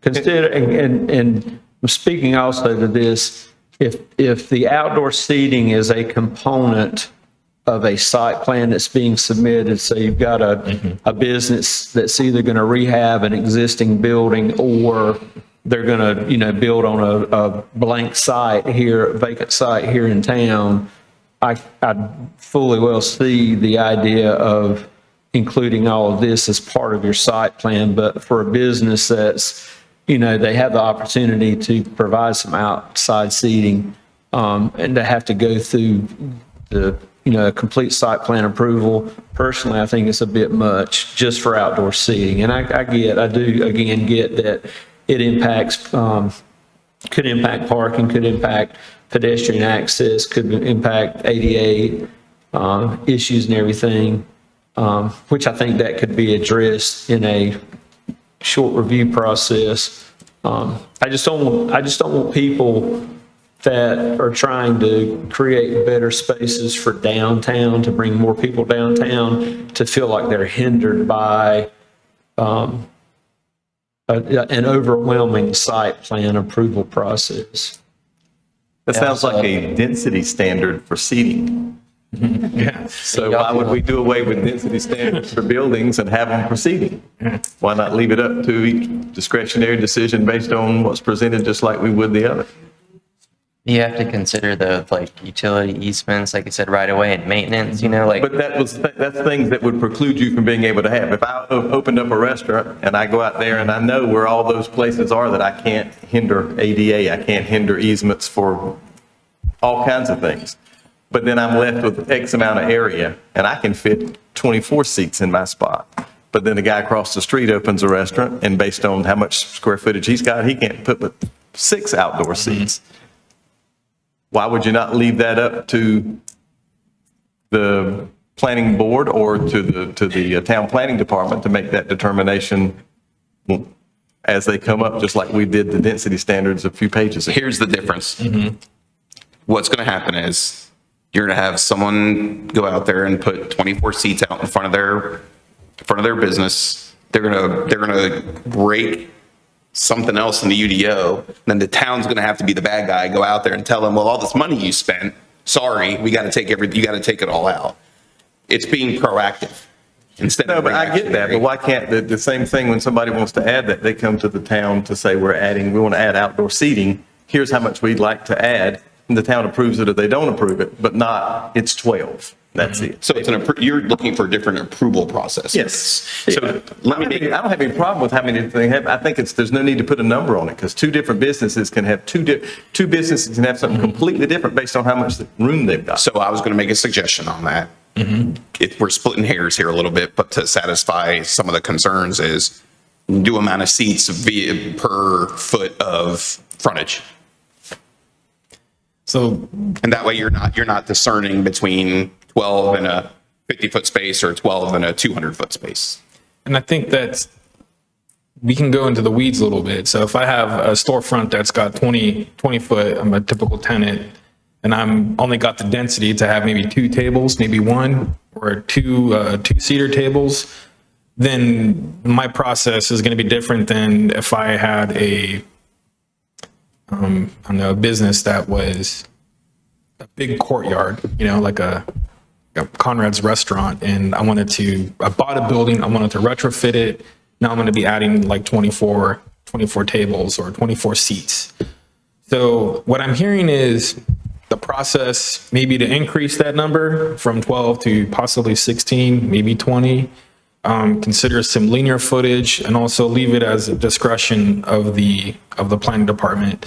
My thought right now is for us to maybe talk internally and we can have a discussion about where that matters. I know this is a good discussion point. I'm comfortable with having an increase in the number of seats that would be allowed through a zoning compliance permit, and possibly to the point where a significant number of seats would then merit a more in-depth review. So I'm thinking up to 20 seats, maybe 16, 20 seats. That magic number I'm not too sure of right now. I just think it's sad that we're talking more about seats than parking. You said we didn't. You said we had That's my point. Well, the number of seats would render required parking. Yeah. That's my point. I do have one legitimate question. Yeah, I mean, you're, It says outdoor seat, outdoor dining. We've been focusing on a sidewalk area, but we have rooftop. So is it worded as outdoor or is it worded as sidewalk? this is in the right of way. So if I'm, yeah, so. Correct. The rules right now are saying if I have an outdoor, if I'm a coffee shop, not to pick on anyone, but say I'm a burger shop or a coffee shop on Main Street, and I want to put in some outdoor seating, I want to say the threshold, I don't remember the number, but it would require me to get a site plan. So what we're saying is we want to change it so you don't have to go through that process to, what the board is indicating, right? Yeah. I just want to make sure that Yeah, he's saying it's right. in the right of way. Mhm. Okay. Moving on to the next element here.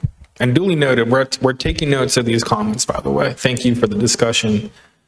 Use types from principal, secondary to now temporary. This table was looked over by staff, and we have made some modifications to this table in order to make it a little bit easier to understand. So that way, the number of days that you're allowed a certain temporary use is very clear. And the frequency that you can request that temporary use is also clearer. It's removed. You'll see it as a redaction in your red line. The use category descriptions, those have been lifted from the UDO and are now placed in the procedures manual. Moving on to development standards. So the driveway parking lot surfacing, this is session law compliance. Driveway depth for non-residential, this reduces the length from about 50 to 25 feet for up to 100 parking stalls. So this is, again, a developer brought up discussion where that driveway stem is sometimes not achievable with the current lot configurations that we have in town.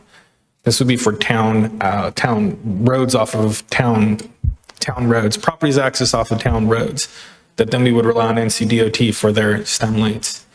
Pedestrian circulation, this is a clarification of when to provide that pedestrian connection, so a sidewalk to the property line of a budding vacant lot.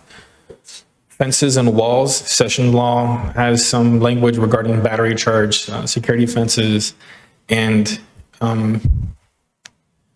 we're clarifying the maintenance easement for a retaining wall, that it's not required when your retaining wall's on your property, only when it goes across another property, you would have a maintenance easement. And I do have some input from our engineering department that's giving me some technical guidance on that as well.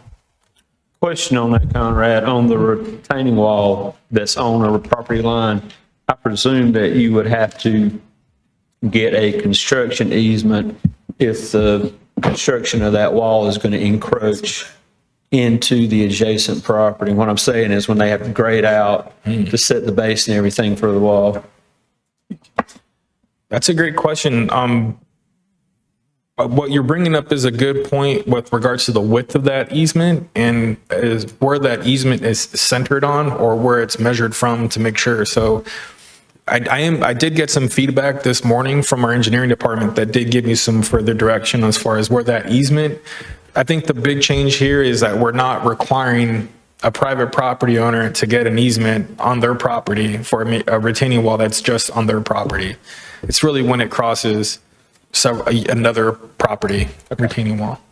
But duly noted on the construction easement as well, to take that into consideration. Development standards, infrastructure clarifies that the town, we have a date on our fire code. Oh, I'm sorry, this is session law, uniform fire code. And we did update our fire code reference just to be the code that is in effect at the time. This would be it's a bullet item, but I would consider it as a big change. Removing minimum distance rules for potable water and sanitary sewer extensions in favor of all new development except for single-family detached, except individual single-family detached connecting to a potable water and sanitary source system. In a nutshell, this is going to be requiring a development to connect to our systems. That's a big one right there. You'll notice a lot of red line in your text. Moving on with the private water lines may not cross lot boundaries. Only public lines may cross lot boundaries. Clarifies that the town must accept curb and gutter designs consistent with NCDOT, and sidewalks within NCDOT right-of-way serving 20 or fewer lots in the ETJ must be maintained by the town. And that's some sessions law. I'm also getting some input from our engineering department on that as well. Moving on to landscaping, mass grading. We've defined mass grading. We've identified it as a 5-acre threshold. 75% of that 5 acres is disturbed, then it's considered mass grading. Clarifying the credits when you're saving plants 2-to-1 is the caliper inches of the tree. So if you save a really large diameter tree, the caliper inches, that credit gets applied to the required trees that you will be planting. Street trees, we are clarifying that with regards to when you would apply a streetscape buffer versus a street tree buffer. Can I ask a quick question about that? Mm-hmm. Do we have performance standard, some sort of standard for what type of, how that is laid out on the streetscape? Like what type of, how the tree is actually in the streetscape, how that's laid out? Do we have those streetscape standards? We do. We have, without remembering, minimum distance on center of the plantings. So if you're required to put 3 trees, you know, can you put them all together on one side of your frontage? And the idea would be to space them out.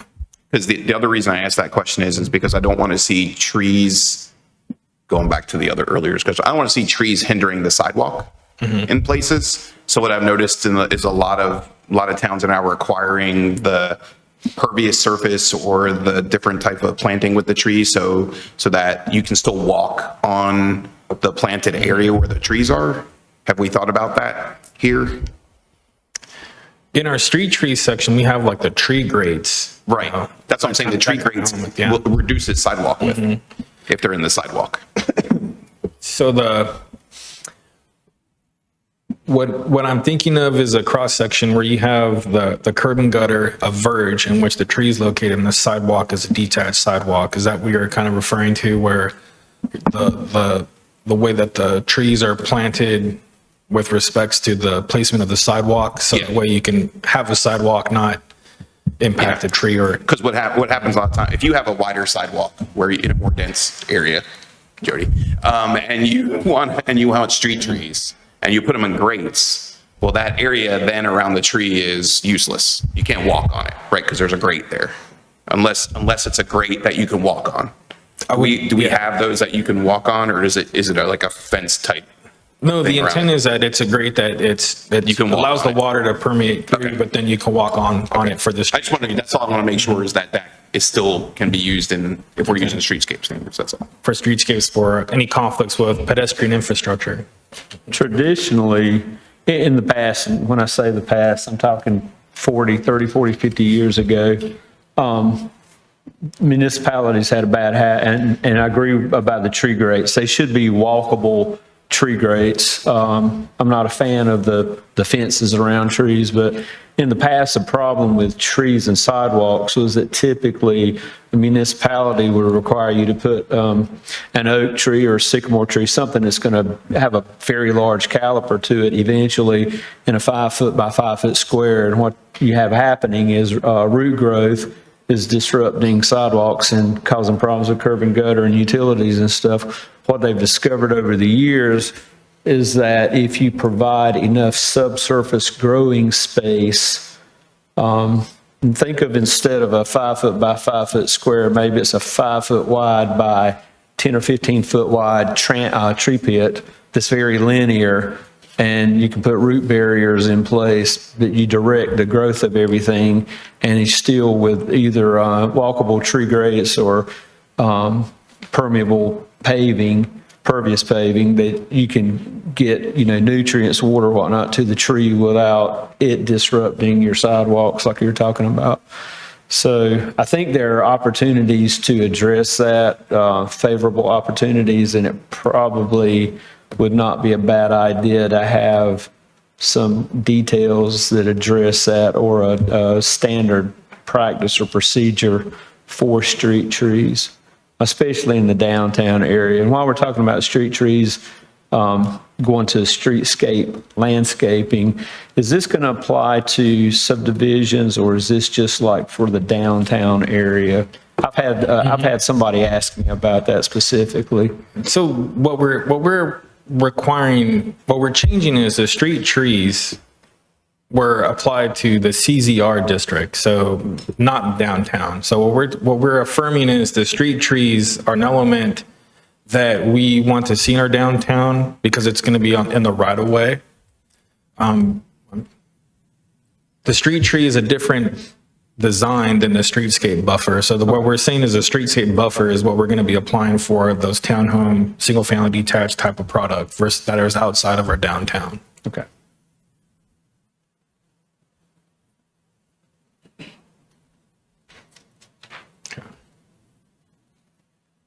So you can see the street tree is no longer required in the NCM, CZM, and CZR. How are you all doing? Thank you for hanging in there. I like this kind of stuff, so I'm here. I am plan all night. So signage applicability, organize.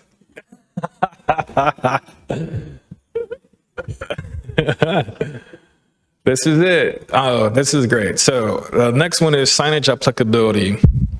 Another kind of big happy color here, firework here, organizes sign type standards into permanent and temporary signage.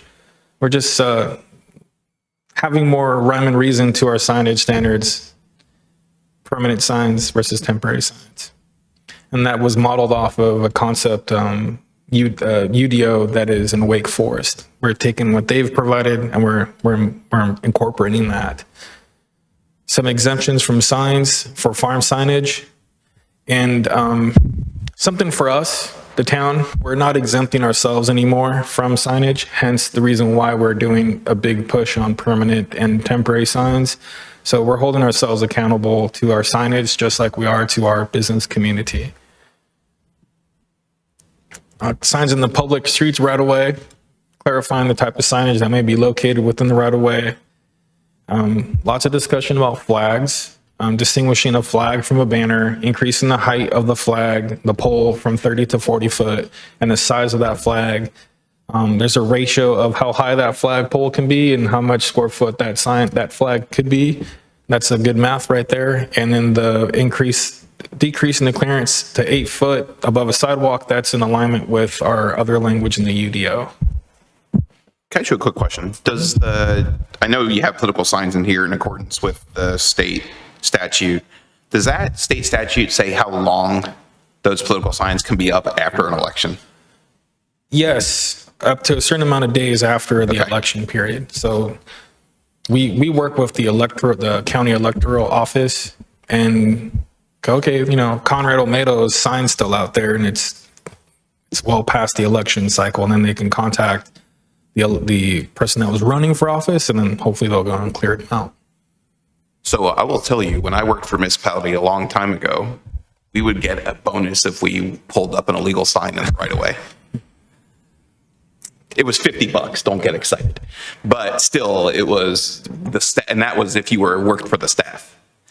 So it kind of keeps everyone vigilant to having signs that shouldn't be in the right of way. So if you're seeing $50 for every illegal sign that was pulled, our code enforcement officers are pulling signs every Monday. And they've pulled, in this year alone, I want to say, maybe my number is going to be off, but I'm going to say at least 700 signs. 700 snipe signs. Every week they're going out pulling out those signs. So when you're driving around and you don't see those signs, that's because we're out there patrolling. So if I told them $50 a sign, they make their day. You might get 7,000 signs. Exactly. I'll let them know when I see them next. Yeah. Ground signs, this is to increase the setback from the right of way for a sign that is over 75 square feet in face area to be 10 feet from the property line. This is more wall signs, allows wall signs on tertiary building walls. Makes a banner sign temporary, adds new building wall and pole mounted banner types. Short-term signs have been changed from temporary to short-term signs. We've added a new sock sign. That's basically a sock you put over a cabinet. Walkway decal signs, so the signs that we can put on the sidewalk. And that wraps up my presentation.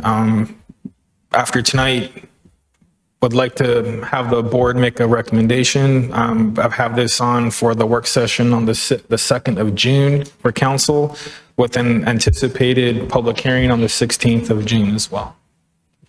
Any other comments from the board before we ask for public comment? I have one general question. Mr. McCurdy? What takes precedence, an HOA rules or the town UDO rules? The HOA does. Yeah, the town's UDO does not get to that level of, so that's like a covenants, codes and restrictions. So the HOA would have authority that could exceed the standards of the town. Okay. Any other comments or questions? I've got a few. You were on a roll, so I didn't want to interrupt. All right. I want to make sure I understand this correctly. This is going back to 2E subdivisions. Removes minor subdivisions. So I want to make sure I understand this correctly before I vote on this. So we are saying now that any person who has, let's say, a 2-acre lot, and they want to subdivide that for whoever, a child, that's a common practice. We are going to require them to go through a major subdivision application process for something like that? Not necessarily. So that a 2-acre is a good example. The state statutes could consider that as an exempt subdivision if you're not bringing any new road or infrastructure to the site. So if I have a road a property 2 acres, I get it confused. I think it's 3 lots. You can create up to 3 lots on a 2-acre parcel when you're not bringing any new infrastructure. You would be considered an exempt subdivision per the state statutes. So, but if you're not exempt by the state statutes, then we are removing the minor subdivision and we're treating that as a major subdivision. We were discussing, should it be called major subdivision or should it just be called subdivision? And we decided to keep it as a major subdivision, just to distinguish it from limited subdivisions, exempt subdivisions, and family subdivisions, which is unique to Clayton. So we have different kinds of ways that you can carve up a piece of property. But in that instance, you wouldn't be allowed, if you qualified, to be processed as an exempt subdivision. So the minor subdivision, it's not in the agenda packet. You're eliminating that it's redlining completely? It's being redlined completely. Okay, and what were the procedure steps for that minor subdivision? So you've got the procedure steps listed for each of them, and for a major subdivision, you're looking at 13 steps versus for a limited subdivision, I don't have minor, so I can't reference it. Limited, you've got 6 steps. It goes to 13 for major. I mean, that sounds to, that's a lot for someone who may not be exempt and simply wants to separate a parcel out for a family member, and they happen to be in the ETJ, and am I missing, Well, I understand. I think what we're kind of hitting around is if I have some land and I want to subdivide it, what does that process look like? And you do have the state statutes have certain types of subdivisions that you're exempt from. Sure. You know, it's for instance, if I have 40 acres and I create 4 10-acre parcels, that's allowed. That's an exempt subdivision. Sure. What I think we're capturing here is that theme that we're hitting on with this UDO with regards to density and provision of infrastructure. We're requiring connection to our potable and our wastewater systems. So we are moving in that direction in this text amendment. And I think that's the spirit of this type of this change. From a minor, we're going down a major subdivision road. So we're going to be able to require connections to our potable, our wastewater, the road improvements, those kinds of infrastructure. So if somebody does not qualify for an exempt subdivision, then yes, they would have to go down the major subdivision road. Have you discussed any alternatives? Because this is pretty, I mean, this process is for someone who wants to do that. And we have those people, especially in the ETJ,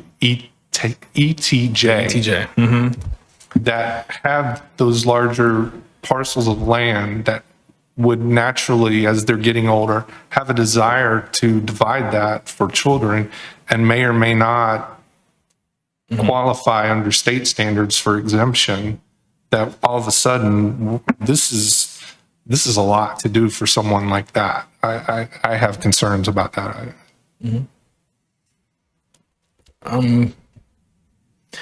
It's a good question. I think that we do have a family subdivision. So if I have a family and I keep it in my family, we do have that provision in our UDO that would allow me to split my land up for family members.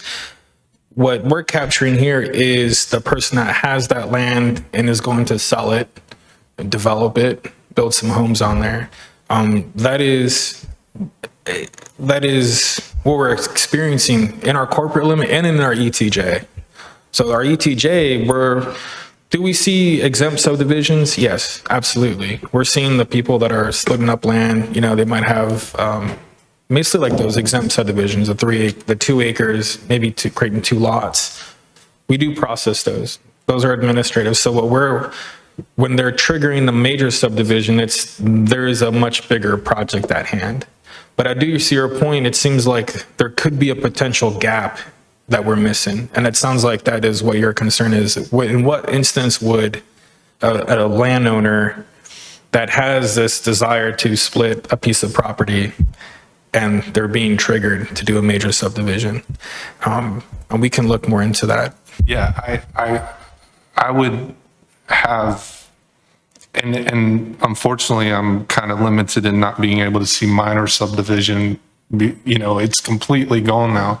But I have some problems with this for individuals, specifically I understand your concern. It's developers who are doing this for a profit, but the ordinance doesn't reflect that. And it affects everybody, whether it's that person or someone who's just wanting to take their 10 acres, 5 acres, 2 acres and split it out for a child. So as an example, that's my concern with this one. Let me see if I can do two things. I can see if we can, I like your questions. I'm happy to dig into the UDO if the chair decides we can dig a little bit more further if you want. So that's one. Let me know when you're ready for the next one.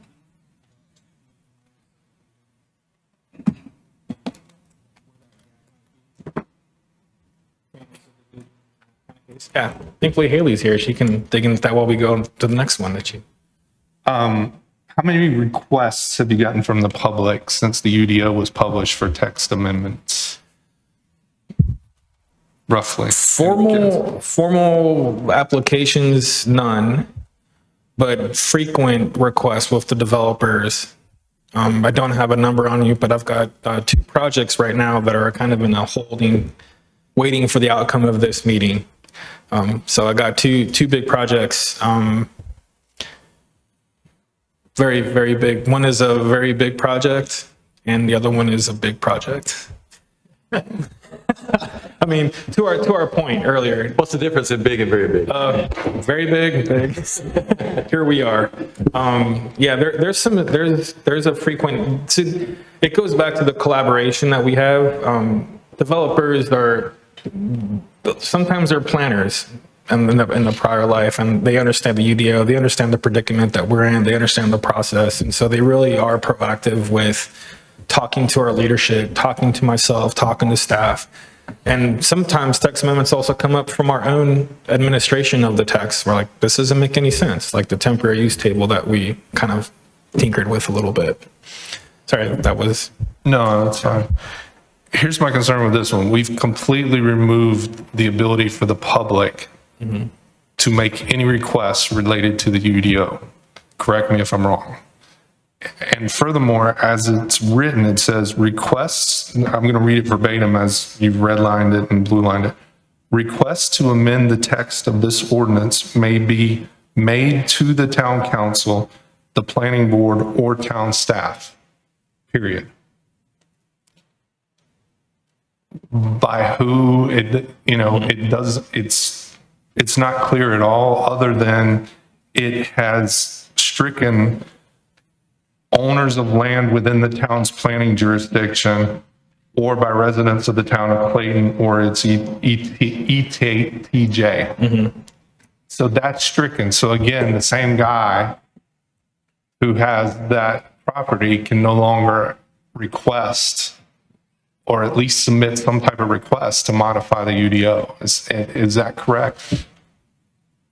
Yes, that's correct. So if I'm a property owner and I'm going to bypass town staff, town council, planning board, and I'm going to give you a text amendment, we would process that request as it's currently written right now.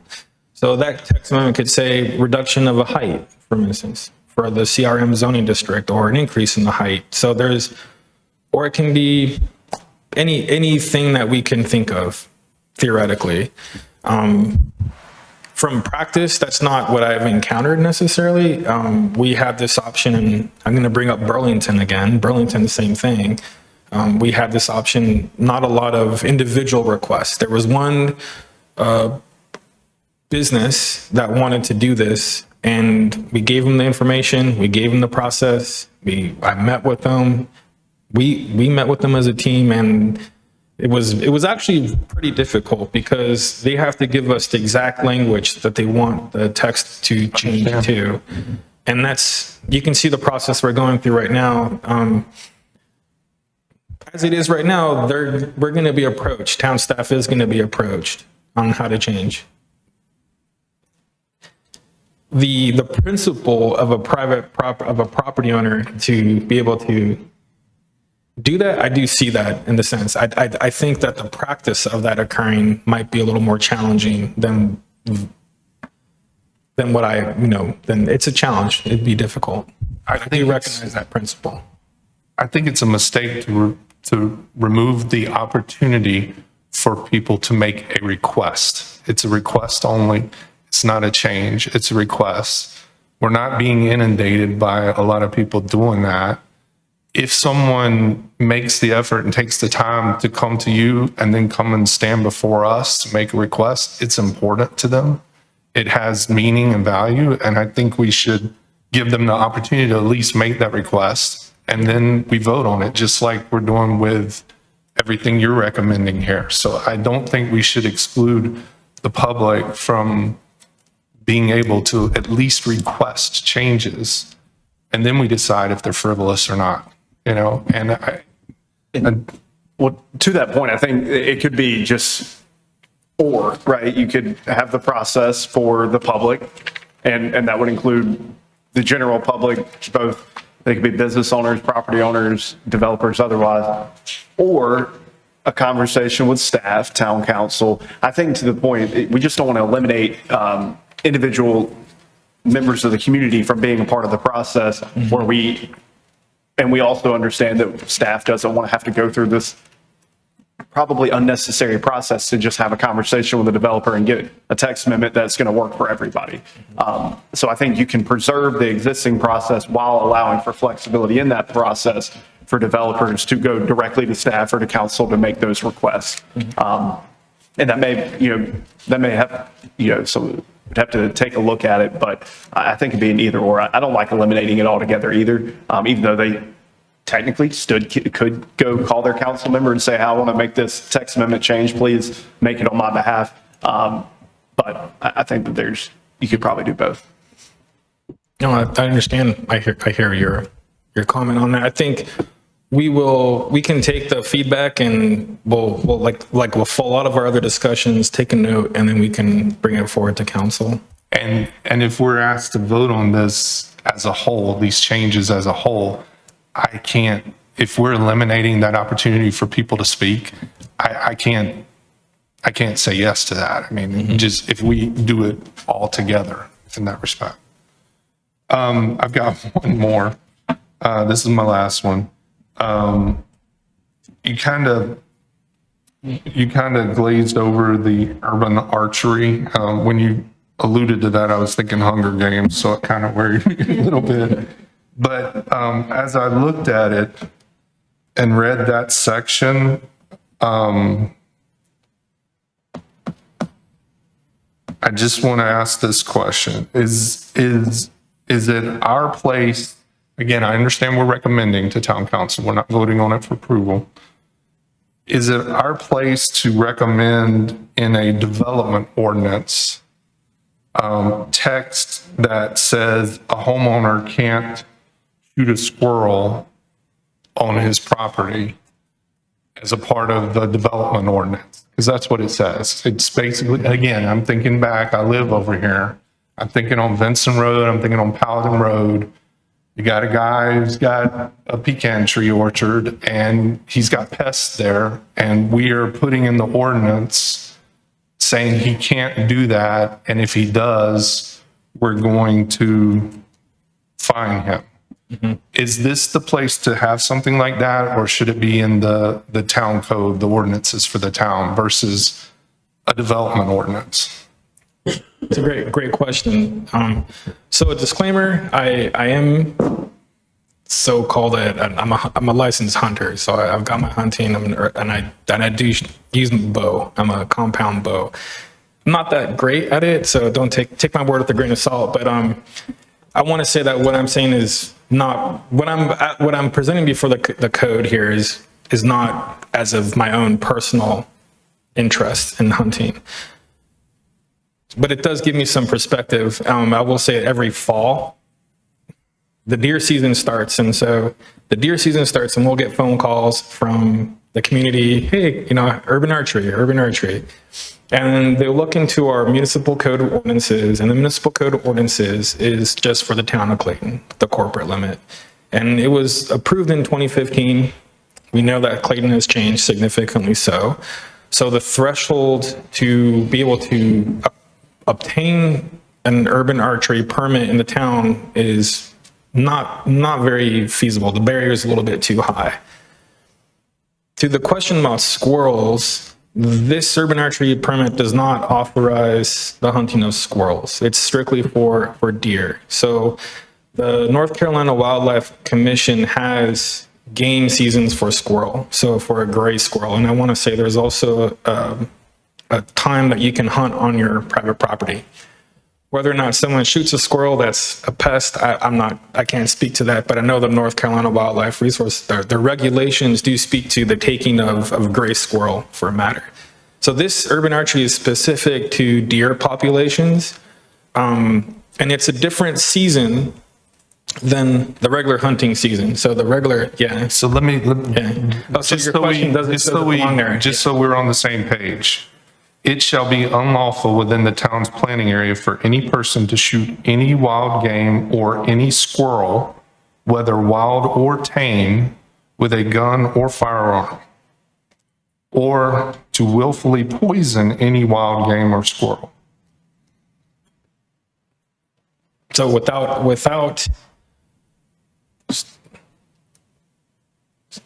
that's a great point. So what we're saying, urban archery right here is that was a copy from our code of ordinances and put into the UDO. So the taking of urban archery allows you to take a squirrel. It won't allow you to take a squirrel. You can't take a squirrel outside of the hunting season for a squirrel on your property. So what this is saying that the urban archery, you can only hunt a deer. I guess During the seasons in which, so urban archery starts after January. It goes from January, mid of January to mid of February. That's why there's a lot of interest in that. And does this include the ETJ as well? So this planning jurisdiction, this is applying to the ETJ where the town code only applies within the municipal boundaries. So this would apply those rules to the ETJ area. Correct. Where currently there are no rules. Thank you. Yeah, this inquiry really came as a direct inquiry from a citizen who had 2 acres in the ETJ, right adjacent to corporate limit, and they wanted to hunt. They asked about urban archery. So staff informed them that they couldn't because they're not in the municipal corporate limit. Then they approached the county. The county wasn't able to give them any kind of specific direction that authorized them to hunt on their property, whether a squirrel or a deer. The county regulations right now are a little bit silent on with regards to archery. They are a little bit more, they have regulations on the discharge of firearms, but then the question is the discharge of a firearm versus the discharge of a firearm for the taking of a wild game. A little bit different there.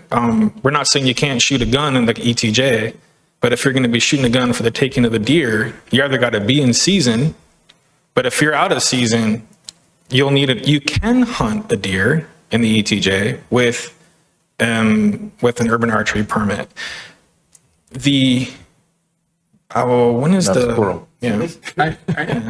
I guess whether it's a squirrel or, a rat or whatever, I guess what I'm questioning is this in the scope of what we should be deciding how somebody should be penalized if they shoot a squirrel in their yard? Because that's what we're getting ready to agree to. Because there's penalties listed in here, that's kind of where I'm going. It just seems overreach to me for this group to be deciding that kind of thing for a group of citizens who are frankly, it's more rural than it makes sense in the town. I agree. It makes sense. I know we're trying to rule on something that has come up, but I don't know that we need to, and I don't know that we're the people to do that. So that's kind of my spiel on this. Yeah, it's a great question. Yep. I have one question related to the alternative parking plan. It authorizes staff to make changes to parking for subdivisions, and then it lists some criteria that those changes must meet. I just want to confirm that it would, this is after the rezoning has gone through, it's going in for subdivision approval. Maybe that's already been approved. Maybe they come back and ask for an alternative parking plan. It would not allow staff to reduce parking beyond the intent of what the rezoning decision was by town council, correct? So for the alternative parking plan, so if council I'd have to look at the criteria to see. I wouldn't think so. I wouldn't think that we could reduce the requirement further from what town council had approved. Yeah, I think the way It's it's written conditioned is, in there. it lists 5 criteria, and then it says based on the intent of the decision. And it lists for all of that, except the last one, it says to the effect of if it is the intent of this change is to reduce impervious surface, which I think every single subdivision that comes before y'all after the rezoning is heard and it's in subdivision approval, I can see that every developer can make the case that we want to reduce impervious surface out of the goodness of our heart, so we want to reduce the parking requirements. And I think that particular, it was on the, it was in our meeting packet as I was going through the red line changes. So I just think that last criteria needs to be addressed to make sure that it too is also based on the intent of the legislative decision during the rezoning case. Okay. So that frankly, I trust staff. I just know that parking continues to be an issue in developments, and we hear it from the folks that come before the planning board and public comment. And I just want to make sure that those changes aren't being made without the eye of the council or based on their decision. Okay. Make sure to take a note. Let me check real quick with the question on the subdivision of Haley.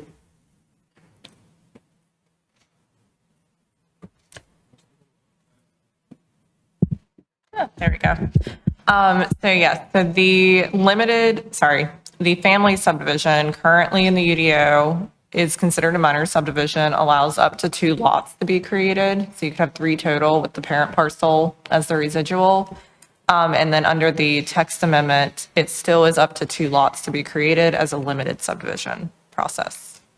Is that what you were looking for? Does that help? Sorry, the limited says up to 2, but the major says any more than 1?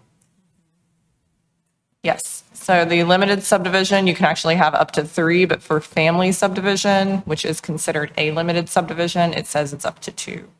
And I want to say the trigger for limited and major is the addition of infrastructure. So roads, sewer, water, infrastructure. So if you are extending public infrastructure, it would trigger it to become a major. And also the limited subdivision, let's see, it has to be a minimum of at least 5 acres under common ownership.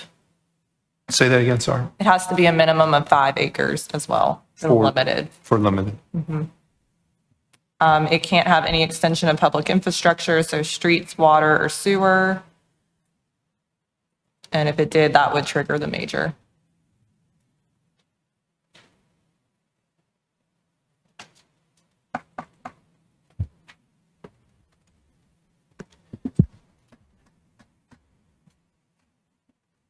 Any other comments? I have one other question. The public district that you talked about, that is strictly for public facilities, right?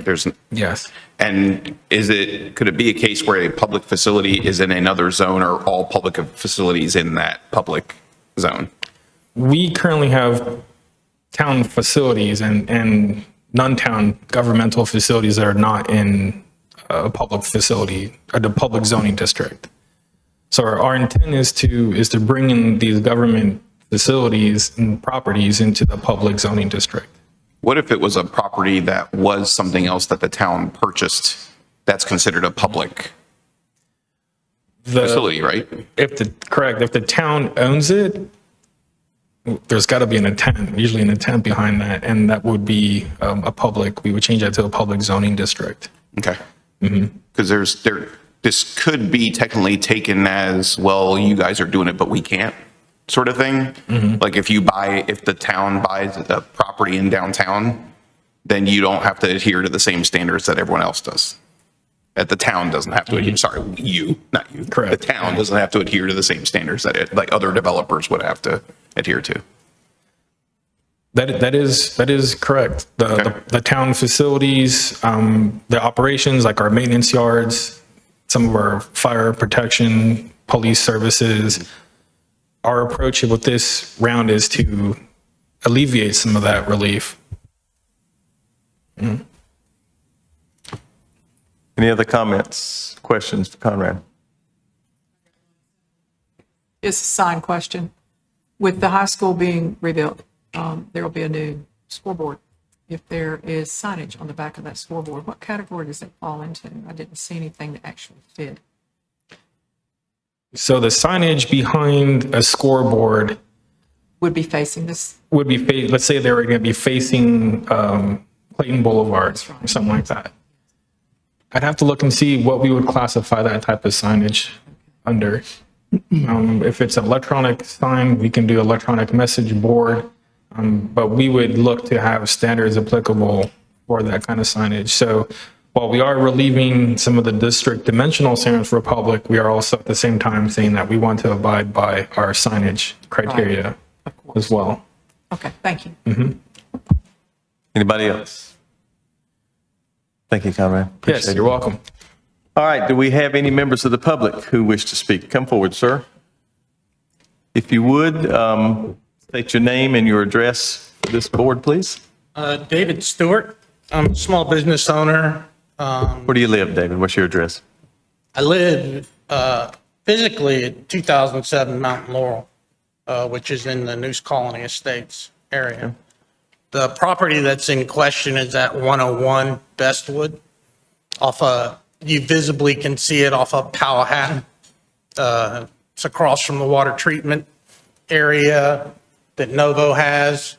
Used to be the soccer fields. We have an office there. I'm coming to you tonight as somebody, Mr. Carter, as you acknowledge, somebody who has a vested interest on the descriptions here. If you look at page 16 in your presentation, I'll be specifically. Stay right behind the microphone if you would, so the recording can. Okay. I'll be staying with the begging for forgiveness, but not really understanding. We have a shipping container that we use. Shipping container has been there for my records 3 years. For the planning department, they say over a year and a half. We had an event where we were working with Wake Tech and their students in the handyman arena, and they were using the container as to make a lean-to, and we got a citation. Well, the citation initially was about the construction off the container, and then now it's about the container itself. Make no mistake, we're a construction company.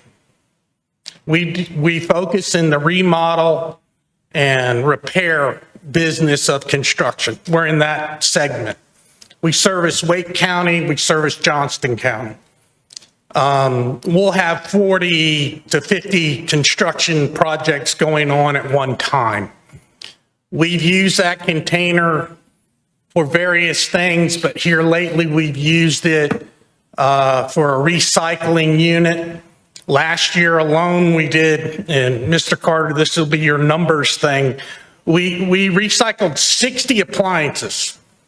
So we took these appliances, we put them in the container, we called up our special needs or our Angel Tree Association, and we recycled them to people who couldn't afford brand new appliances. These are working units, and we saved 86 last year, and then we saved literally 600 tons of construction material that passed through, instead of going to the landfill, went back into the recycling. If you look at the exceptions to the rule, do you have that, Conrad? I think it was on page 16 of your presentation.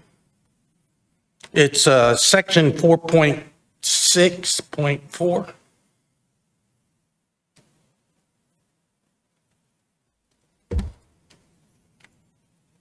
And to make this even more complicated, as you know, we're in the ECJ, but I didn't vote for any of you guys, right?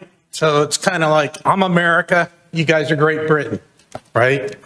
Taxation without representation. It's going to cost me $350 in order to get you guys to say it's okay to have that for a period of time. Aesthetically, it's behind the building. Unfortunately, you can stand in my parking lot and look at 15 other containers that are on other people's property. So the enforcement's a little sketchy. It's pick and choose. The enforcement agent that came out and saw the container and met with me said that they only go down Powhatan and Glen Laurel. That's a very minor amount of area to be policing in your ECJ or your extended area of operation. So what I'm requesting is not only forgiveness, but permission now to understand I have a shipping container that's behind a dumpster, a regular dumpster, commercial dumpster.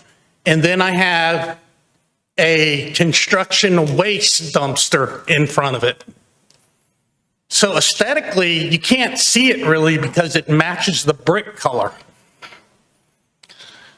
So I'm really asking to understand and get clarification while you're going through this exercise.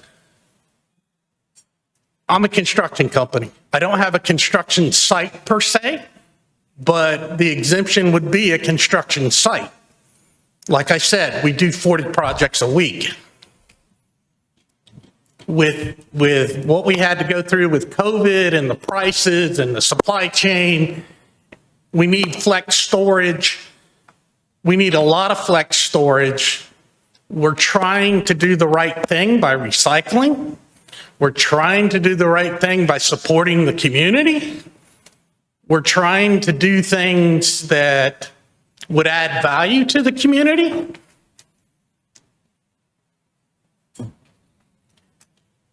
So I'm just, we need clarification on this. I've spoken with Conrad a couple of times. I've asked his opinion. He said, and he invited me here tonight, which I do appreciate, Conrad, to come up and look for maybe some verbiage that could go into the exemption that would cover us, or some verbiage that would give us a little bit more flexibility than what we have right now. Well, let me ask this question of Conrad while he's standing here. What makes that shipping container temporary? That you can, I understand that, but what is any different from that because you can pick it up and you can leave with it, so that makes it temporary. You could pick up a storage building and leave with it. Mm-hmm. How is one more temporary than the other? I think that the temporary nature of a shipping container is that they're not permitted with building permit. So that was been on the back of my mind, that if someone had a shipping container put on their site and dropped off by a truck, there's no building permit with that. So it's not meant to be a permanent type of structure.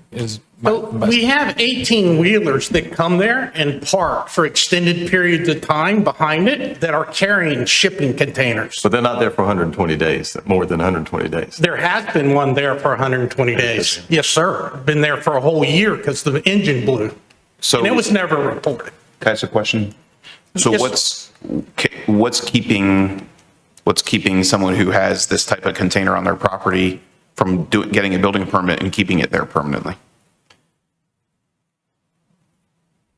I would say that's a great question. I don't think there's anything really other than bringing up that container up to the North Carolina Building Code that would make it a permanent structure.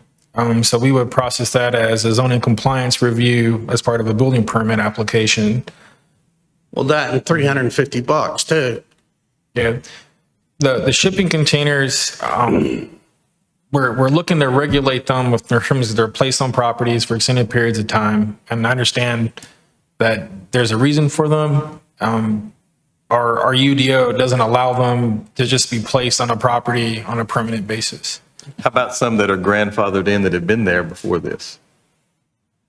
So the UDC didn't necessarily speak to the shipping containers.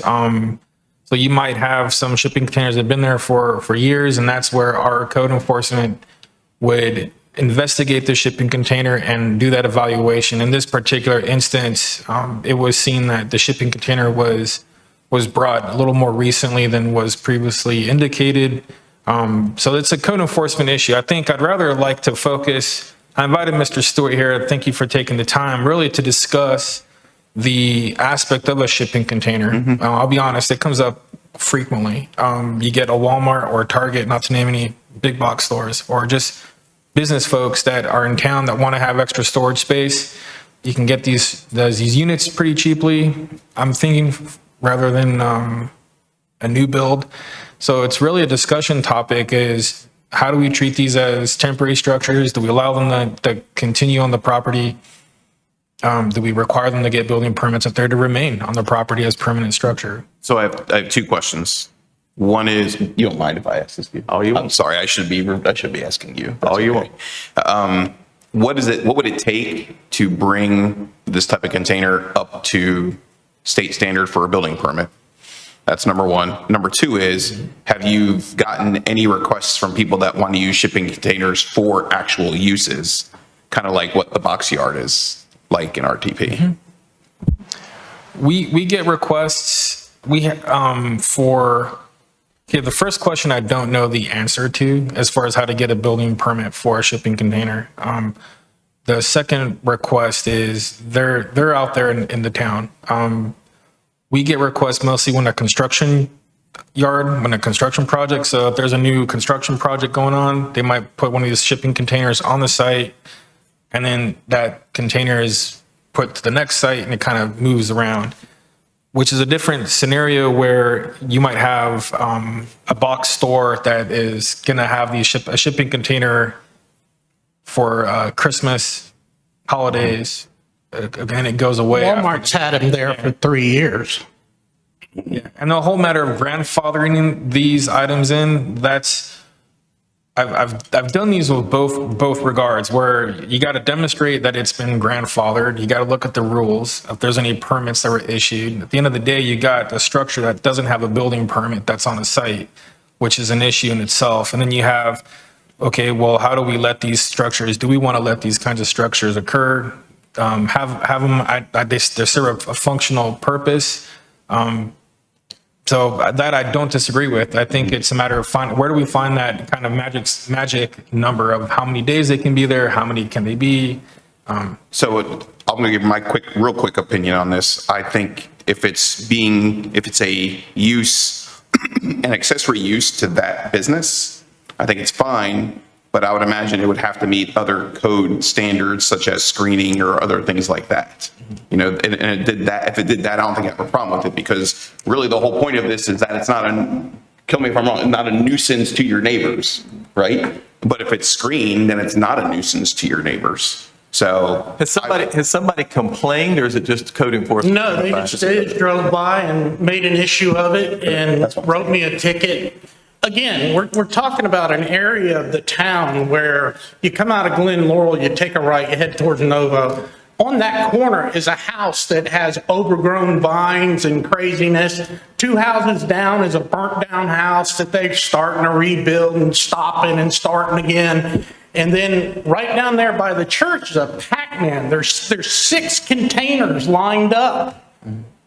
And I don't even know if they have a business license or not. But again, it's I'm going to write you a ticket and I'm going to give you this enforcement. Again, I don't have a vote in this. I don't live in there. I don't have a vote as a business person. And we own a business that's within the city limits, and we haven't had issues or problems, and we've done pretty well with it. You know, and we have another business. It seems a little frustrating. And it seems a little, you know, we employ over 65 people. We pay a lot of taxes and we try to get things right. And, you know, I don't know if we have a say on it. Well, keep in mind, I will tell you, this board does not have a say either from that standpoint. What this board does is make recommendations to the town council they are the people elected and voting. None of us are elected. I live in ETJ too. Yeah. So I'm in the same boat you are with that. So we make recommendations, but I would think there's some type of recommendation we can make for, because it sounds like what he's using it for too is to the public good when he's running appliances and things through it to help, not end up in landfills or various things. That to me ought to warrant some type of an exemption from the town, not to get a ticket. We donated $15,000 to the Jacob Langley Memorial Fund. We sponsor a golf tournament. They take that money, they've sponsored a room in a school at Southside, and they've written a check for a scholarship for a kid to go to trade school. He's going to do helicopters on transmission lines. We do a lot of good with that trade. So I'm a little passionate, Mr. Sokreski. I just butchered your name, I apologize. We do a lot of good with that trailer. So I'm begging for forgiveness, begging for a recommendation, at least a positive one. I will give Conrad the benefit of the doubt. He has been very supportive in this. Mr. Chairman, I think it would be appropriate for staff to perhaps come up with the recommendation that would be appropriate for another text amendment. And in the meantime, look for ways beyond just a variance process to accommodate. I understand it may be challenging too if it's a temporary container, it's a temporary use, then it has to be temporary. And I know in other areas, they have allowed for temporary use permits to kind of stack on top of each other so that there's a temporary use permit for a specified amount of time. And then when that expires, there's another one that can be issued. The problem is that the building code and whether it's the municipality or the county can only allow for temporary uses to remain just that temporary. If it's a shipping container and it has to be put on a permanent foundation and it has to have utilities run to it, while that is burdensome and it may not work for all the folks, whether it's in town or in the ETJ, there is a process for that. So I think it'd be great to have town staff look at that. Mr. Applewhite, there's no clear process. Who is the person with the town who has the authority, because it's not us, who is the person in town who has the authority to suspend any penalties to him until it's been studied and a solution come up with? Staff does. So code enforcement has stayed any penalties pending this meeting, pending some outcome. I appreciate the discussion, and it sounds like there might be, if the board is able to feel comfortable with approaching how these shipping containers are approached, because our code enforcement does enforce the UDO, and we do have uses that we enforce in the ETJ. And so if our regulations do change with regard to shipping containers, I'm hearing screening, I'm hearing maybe building code, opportunities for these types of structures, if they wanted to be used in a permanent capacity on a site, that we consider some standards that we can apply, and staff does not have. Staff, being myself, the planning director, I've worked with Mr. Stewart, and I'm understanding of, for us, our goal in code enforcement is not to find people to get money, it's to get compliance, and that's what our officers are doing. So, but they're able to implement and enforce the code that we adopt. And so if we do change that code, I was sympathetic and understanding that we don't want to be finding someone who's in violation of a code that might eventually change. And this comes up a lot in my career, shipping containers. And so that's why it's before the board. And so what can we do to, we got to make a motion on this other item. What can we do tonight to give him relief from you? So we're staying the fines, and it gives us time for us to do a text amendment and to consider how we can change the standard. So it was changed till this Friday. Are we saying we can extend it further? Yes, sir. I appreciate it. Personally speaking, I can say I drive by it every single day and I don't see it. The 6-pack men that he speaks about, I see those every day. I will say I haven't noticed it either. Yeah. Yeah, and again, I appreciate this, if we were doing something with it that, was to make more profit or something of that nature, we're not. I mean, we're having to deal with tariffs and we deal in commodities. So every time Trump says something about a tariff, hold on, here we go. I wouldn't talk past the sale. I said I wouldn't talk past the sale. We agree with you. All right, thanks, sir. Thank you, Mr. Stewart. Any other public comment tonight? Well, we've got a spot for public comment after the current thing we're working on. That's fine. Yes, sir. Any public comment on the UDO text amendments that we've discussed tonight before we move forward with the motion? Okay. Do I have any motions tonight? Anyone with a motion they'd like to make? That's the question. You can. I mean, I've heard a lot of suggested revisions or a lot of things to think about. So, Someone could make a motion with suggested revisions in their motion, and we can either second it or not. Depends on whether it's good enough to get a vote. Okay, all right. Somebody may do that. thank you. Anybody have a motion? As a matter of fact, I may. All right, would you like to make a motion? I would like to make a motion that we accept the proposed changes, but exclude certain sections. Chair Dupree, if I may, with Board Member Williams out of today, Board Member McCurney can vote on this motion. That's right. Let's start your motion over, Yeah. sir. So I'd like to make a motion that we accept the proposed changes, but withhold specific sections for further discussion. So it's section, it would be 2E, which is 2.3.19, which includes the exclusion or removing minor subdivisions. So you're proposing that that be removed as well. So that's part of it is, if that makes sense. For now, we keep that, the minor subdivision. So 2.3.19 would be excluded. 2.3.28 with the text amendments for the public would be excluded.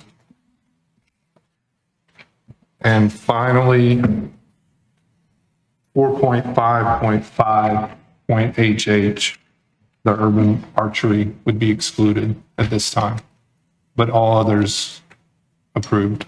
All right, we have a motion before the board with 3 specific items removed. Recommend without those items. Do we have a second? Second. All right, we have a motion and a second. Can I ask for a point of clarification? You can. Do we need to be specific about what we're looking for? The words he used was more discussion. Should we be specific? Should it be? Are you saying should it be a motion with removal with, to specifically talk about it in this way, or just remove period? Or just correct? Yeah. So my suggestion would be, let's make the motion and remove those 3 items from the text amendments, knowing that we're going to talk about them later. Would you like to clarify your And motion? that's what I'm looking for, is that we discuss these. I would just say, take out the whole discussion part and just say, let's just motion to approve this and take those 3 changes out of our motion. Fair enough, yeah. Are you fine with that? Is that Yeah, clarification of I'm your fine with motion? It's your second. Are you guys okay with that? Of the 3, urban archery, that arrow is gone. We can approach that again some other point as staff. The UDO text amendment allowing for the public, I think we could make that change. What I'd like to do is give council the version that you all are really comfortable with.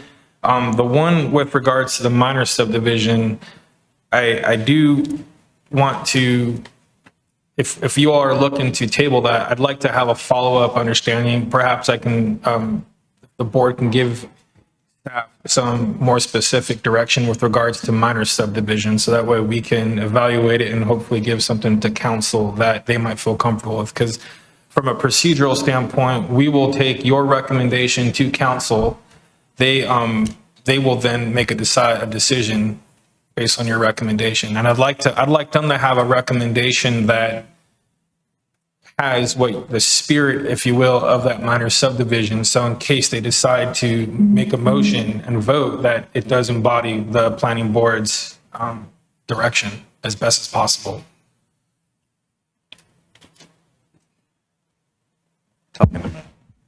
Yeah, I got muted. You guys have had enough of me.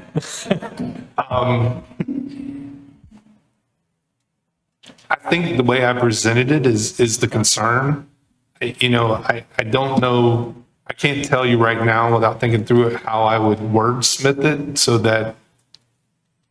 that someone like the example I gave could do what they want to do. I don't know how we write that at this point, but I do feel strongly that the way it's written right now is not right. I can say that. I don't know what else to say, how to rewrite it at this point. We've kind of talked about the examples. Yeah, well, we've taken notes, and we can refer back to the video that's recorded as well and see what we can provide council with. But if we've got a motion, and his motion is that we recommend this to the council with these items removed, Correct. we've got a second. May not pass, we got to vote. Understood. But right now, we got a motion and a second. The motion, we all heard the motion. We have a second. All in favor, say aye. Aye. Any opposed? Okay. Motion carries as moved. I would make a quick suggestion. I would say I agree with what you're saying, get the clarification, because it sounds like it's specifically to the amount of lots that can be subdivided. So that's what it sounds like. Because that's essentially, because of minor, that's the only difference between minor and major is the amount of lots. So. And the good thing, we have our representative from town council hearing our discussion tonight for that reason. It relates to the number of lots, but also you're asking so much more. You go from a 6-step process to, at least for limited, I didn't have the smaller one. You go from a 6-step process to a 14-step process for someone who wants to do that. So it's triggered by the number of lots, but what's downstream from that is how much you're making somebody do who wants to do that. So, yeah. All right, we're moving on to item 5. Any new business tonight? No new business this evening. Thank you. Conrad. All right, item 6, informal discussion, public comment. Do we have anyone from the public? Step forward, sir. Would state your name and your address for us, please. Sir. My name is Ed Baster, 268 Steeplechase Boulevard, Carolina Overlook. Last meeting was in March, and we discussed adding a turning lane southbound on O'Neill at Steeplechase Boulevard. And re-looking at the drawing, just to refresh you, coming northbound on O'Neill out of Clayton, 25 mile an hour, there is a turning lane to get into Ashcroft, but not one coming southbound on O'Neill. And looking at the 2050 plan, the roadway recommendations, item number 6 shows the Buffalo Road to the northern connector, which is down to the light right at Covered Bridge in O'Neill. They're going to be bringing 4 lanes down through there. So if that light is green, you're going to have 4 lanes of traffic. At that light, they're going to go down into 3 lanes. So I think there would be a need for that. So last meeting, I was tasked with, can we get the land for the turning lane? So 2 days after the meeting, on the 26th, we had a Donuts for Developer in our neighborhood, and a gentleman by the name of Chris Raleigh, who's the Vice President of Land Management for Pulte, was there to answer questions. This issue came up hot and heavy about the turning lane, and I basically kind of bailed him out. I said, stop, I'll answer this. And I told him that I came and met with you and NCDOT.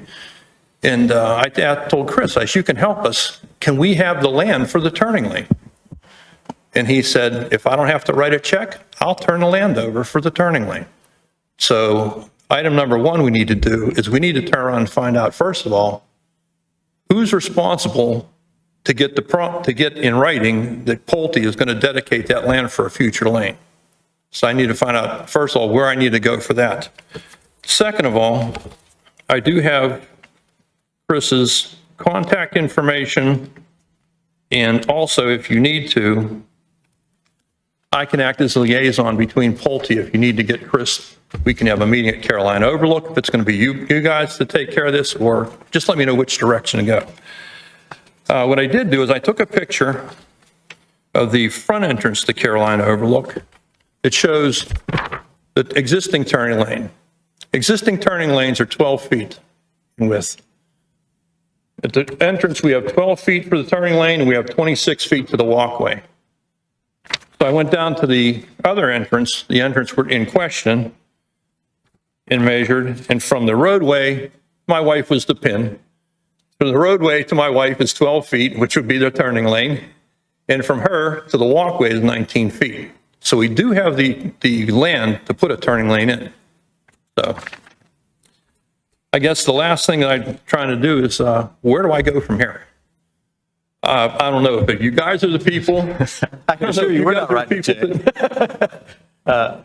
We don't control the purse strings. I would assume if they are willing to donate the property, they probably need to put that in writing to Well, somebody. that's what I'm getting at. We need to get that in writing first. They got to get that in writing, and the only thing I can think is that when that road gets either resurfaced or widened at that point, somebody could put a turn lane in, but I don't know the answer to that. I will It's a massive undertaking. I will give you my licensed engineering advice here.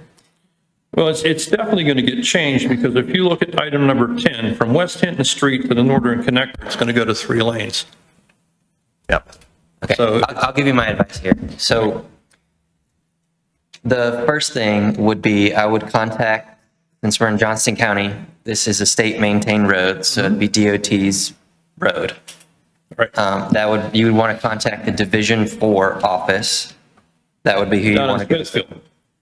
I think it's in Smithfield, but yeah. I already met with Sawyer or Roberts, I think. Yeah. Yeah, I've already met with them, and they gave me the answer of, well, we put a light in there, so we feel that's going to take care of the traffic, which, The light was before southbound because Correct. they realigned it. The other thing I think that is more shocking to me, and Mr. Sarasky can correct me if I'm wrong, in dealing with TIAs, especially more recently, I have never seen a TIA done for a neighborhood that didn't involve including a right turn lane. So that seems like a major drop on DOT's part as well as the developers. Because everyone that I've been a part of on any neighborhood that we've ever done has always included a right turn lane for stuff like this. well, we have 2 up on Covered Bridge. Even the one that they're building, Phase 2, has a turning lane. Speaking of all that, though, I mean, the land acquisition, that's definitely going to be done by the deed department, but this is more of an NCDOT issue, I think, than a town issue for sure. All right, so I'm going to go on top of that advice. All right. This is what we do for a living. So, I will make the suggestion that I made last time. I think you should petition to get the speed limit lowered. I think that's number one. well, it's 45 now. Is it 45? I thought it was 55 Yes. through there. No, Is it it's 45 right All right. So that would have been number one. Number two, you just have to redo the deed. You don't have to tell anyone. You just got to replat the property if you want to put it in there. But I will tell you, it's never going to be built. So in other words, I'm done. I just think the developer, it's either going to have to be done by the developer or by NCDOT, and there's going to have to be a need for it. I want to be honest with you. I want to be 100% honest with you. That's all I I just don't see anyone that's going to pay to build this. They can donate all the land they want. I just don't know who's going to build it. And then if they do build it where the sidewalk is, there's a clear zone issue. You have to be a certain distance from the edge of road to the sidewalk if there's no curb and gutter. And that, I looking at believe 19 feet is not enough. I believe for that type of road, because I'm working on a project similar to this, it was 24 feet. So it's because it's new. It's because it's got to meet new standards. It's just the way it is. I agree that the right turn lane should have been there. This is what I would suggest you do. There is a standard at the back of the NCDOT driveway manual. It's literally the last page on the driveway manual that dictates when right turn lanes and left turn lanes are needed. It's just a nomograph, just a plain old nomograph. I guarantee that this right turn lane is warranted according to that nomograph. So you can take one of two steps. You can take that nomograph to DOT and say, you should build this, understanding that Chris Raleigh may be pretty upset with you because they may come back to him and say, you need to build this. It should have been done by your developer. It should have been caught by DOT. It should have been done by your developer.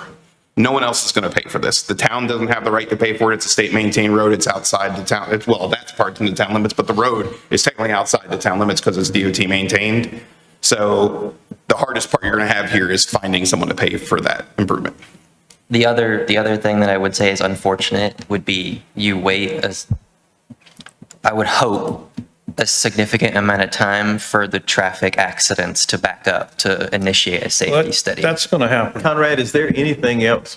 I mean, there's so many segments of this Carolina Overlook. Is there anything else coming before us from Carolina Overlook in the future that's coming down the pike? No, there are no other projects for the Carolina Overlook. What I would suggest is for the board to be comfortable with staff, maybe seeing if we can help the gentleman here is speaking and direct him to our engineering department. So that way, that would be an advisable. I mean, whatever you guys can do to help Yeah. the situation, help him get what he needs. Yeah. I don't want somebody to get killed there, and I understand, and I don't know why they didn't do it when they did the traffic studies to begin with. Other than that was not an entrance used at all in the early stages of this. It was just a construction entrance. Nobody went in and out there. So if anybody was coming by doing a traffic study, you probably didn't notice it because everybody was coming in to. Like I said, it's going to get worse when you make the Buffalo to Northern Connector 4 lanes, because they're going to come down there. That'll all be 55 coming through there. Yeah. So, all right. So in other words, then, Chair Dupree, We're on your side, but I don't know what we can I'll do. get his contact info. Sir, if I can get your contact info, I'm more than happy to see what we can do for you on the staff. all right, I'll meet with you when we're down here. Thank you. Thank you. The reason why I'm saying the speed limit issue is because if a speed study could be done, then that would take care of, because right now, the way that traffic studies are done nowadays is it comes with near miss data. So if you do a 24-hour count, it'll show you all the near misses in that 24 hours because it's all done with cameras now. And so it's a really good tool to have. So that is something that can be done, that you all can order as a community from a counter. They're usually around $1,000 to $1,200 and would give you an idea of really what the conditions are on a daily basis out there. So that's another avenue to go by. Okay. All right, thanks for your time. Thank you very much. All right, any other discussion, public comment tonight? Everybody had as much as they want for tonight. Do you want me to bring it up or not? Yeah. Okay. I didn't know if that was new business or not. The Chair Dupree, Board Member Sarowski has talked to me about an opportunity to bring in a speaker. One of the staff is advising the board to discuss and to provide direction to staff. Sorry. We're backing up to new business. Sorry. Go ahead. So I recently had a conversation with Representative Donna White. And the conversation was about the growth in the area, what she's doing, what's going on in the House and how that affects what we're doing locally. I don't know if some of you know, but Representative White was on this board for quite a long time. And also she was chair of this and chair of the Board of Adjustment. And I mentioned to her that it might be good for her to come here. And this kind of came out of a bunch of conversations I had at the NC 42 meeting where a lot of us were there. And I was talking to a lot of folks about what the state government does, how does that affect what local government does, and where's that cross? Where can we talked a lot about a lot of session law today, right? So we saw right there where that cross may be.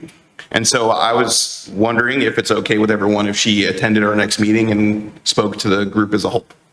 And I wanted to adhere to the wishes of the staff and everyone with the town to make sure that was okay with all of you, that she joins us at our next meeting. Do we do that in the form of a motion, or we just agree informally? Correct, yeah, if we make a motion and we can add her to the agenda, it's just the board choose. Yeah, I motion that we add to the agenda of the June 23rd Planning Board meeting a discussion with Representative Donnelly. I'll second. Have a motion, we have a second. All in favor, say aye. Aye. Any opposed? All right. Any more new business? No more new right. business. I didn't mean to do that at the end of it. It's only 3 hours and 20 minutes. All right. I will entertain a motion to adjourn. So moved. Have a motion from Vice Chair Applewhite. Do we have a second? Second. Have a second from Board Member Gleason. All in favor, say aye. Aye. All opposed? Sit down.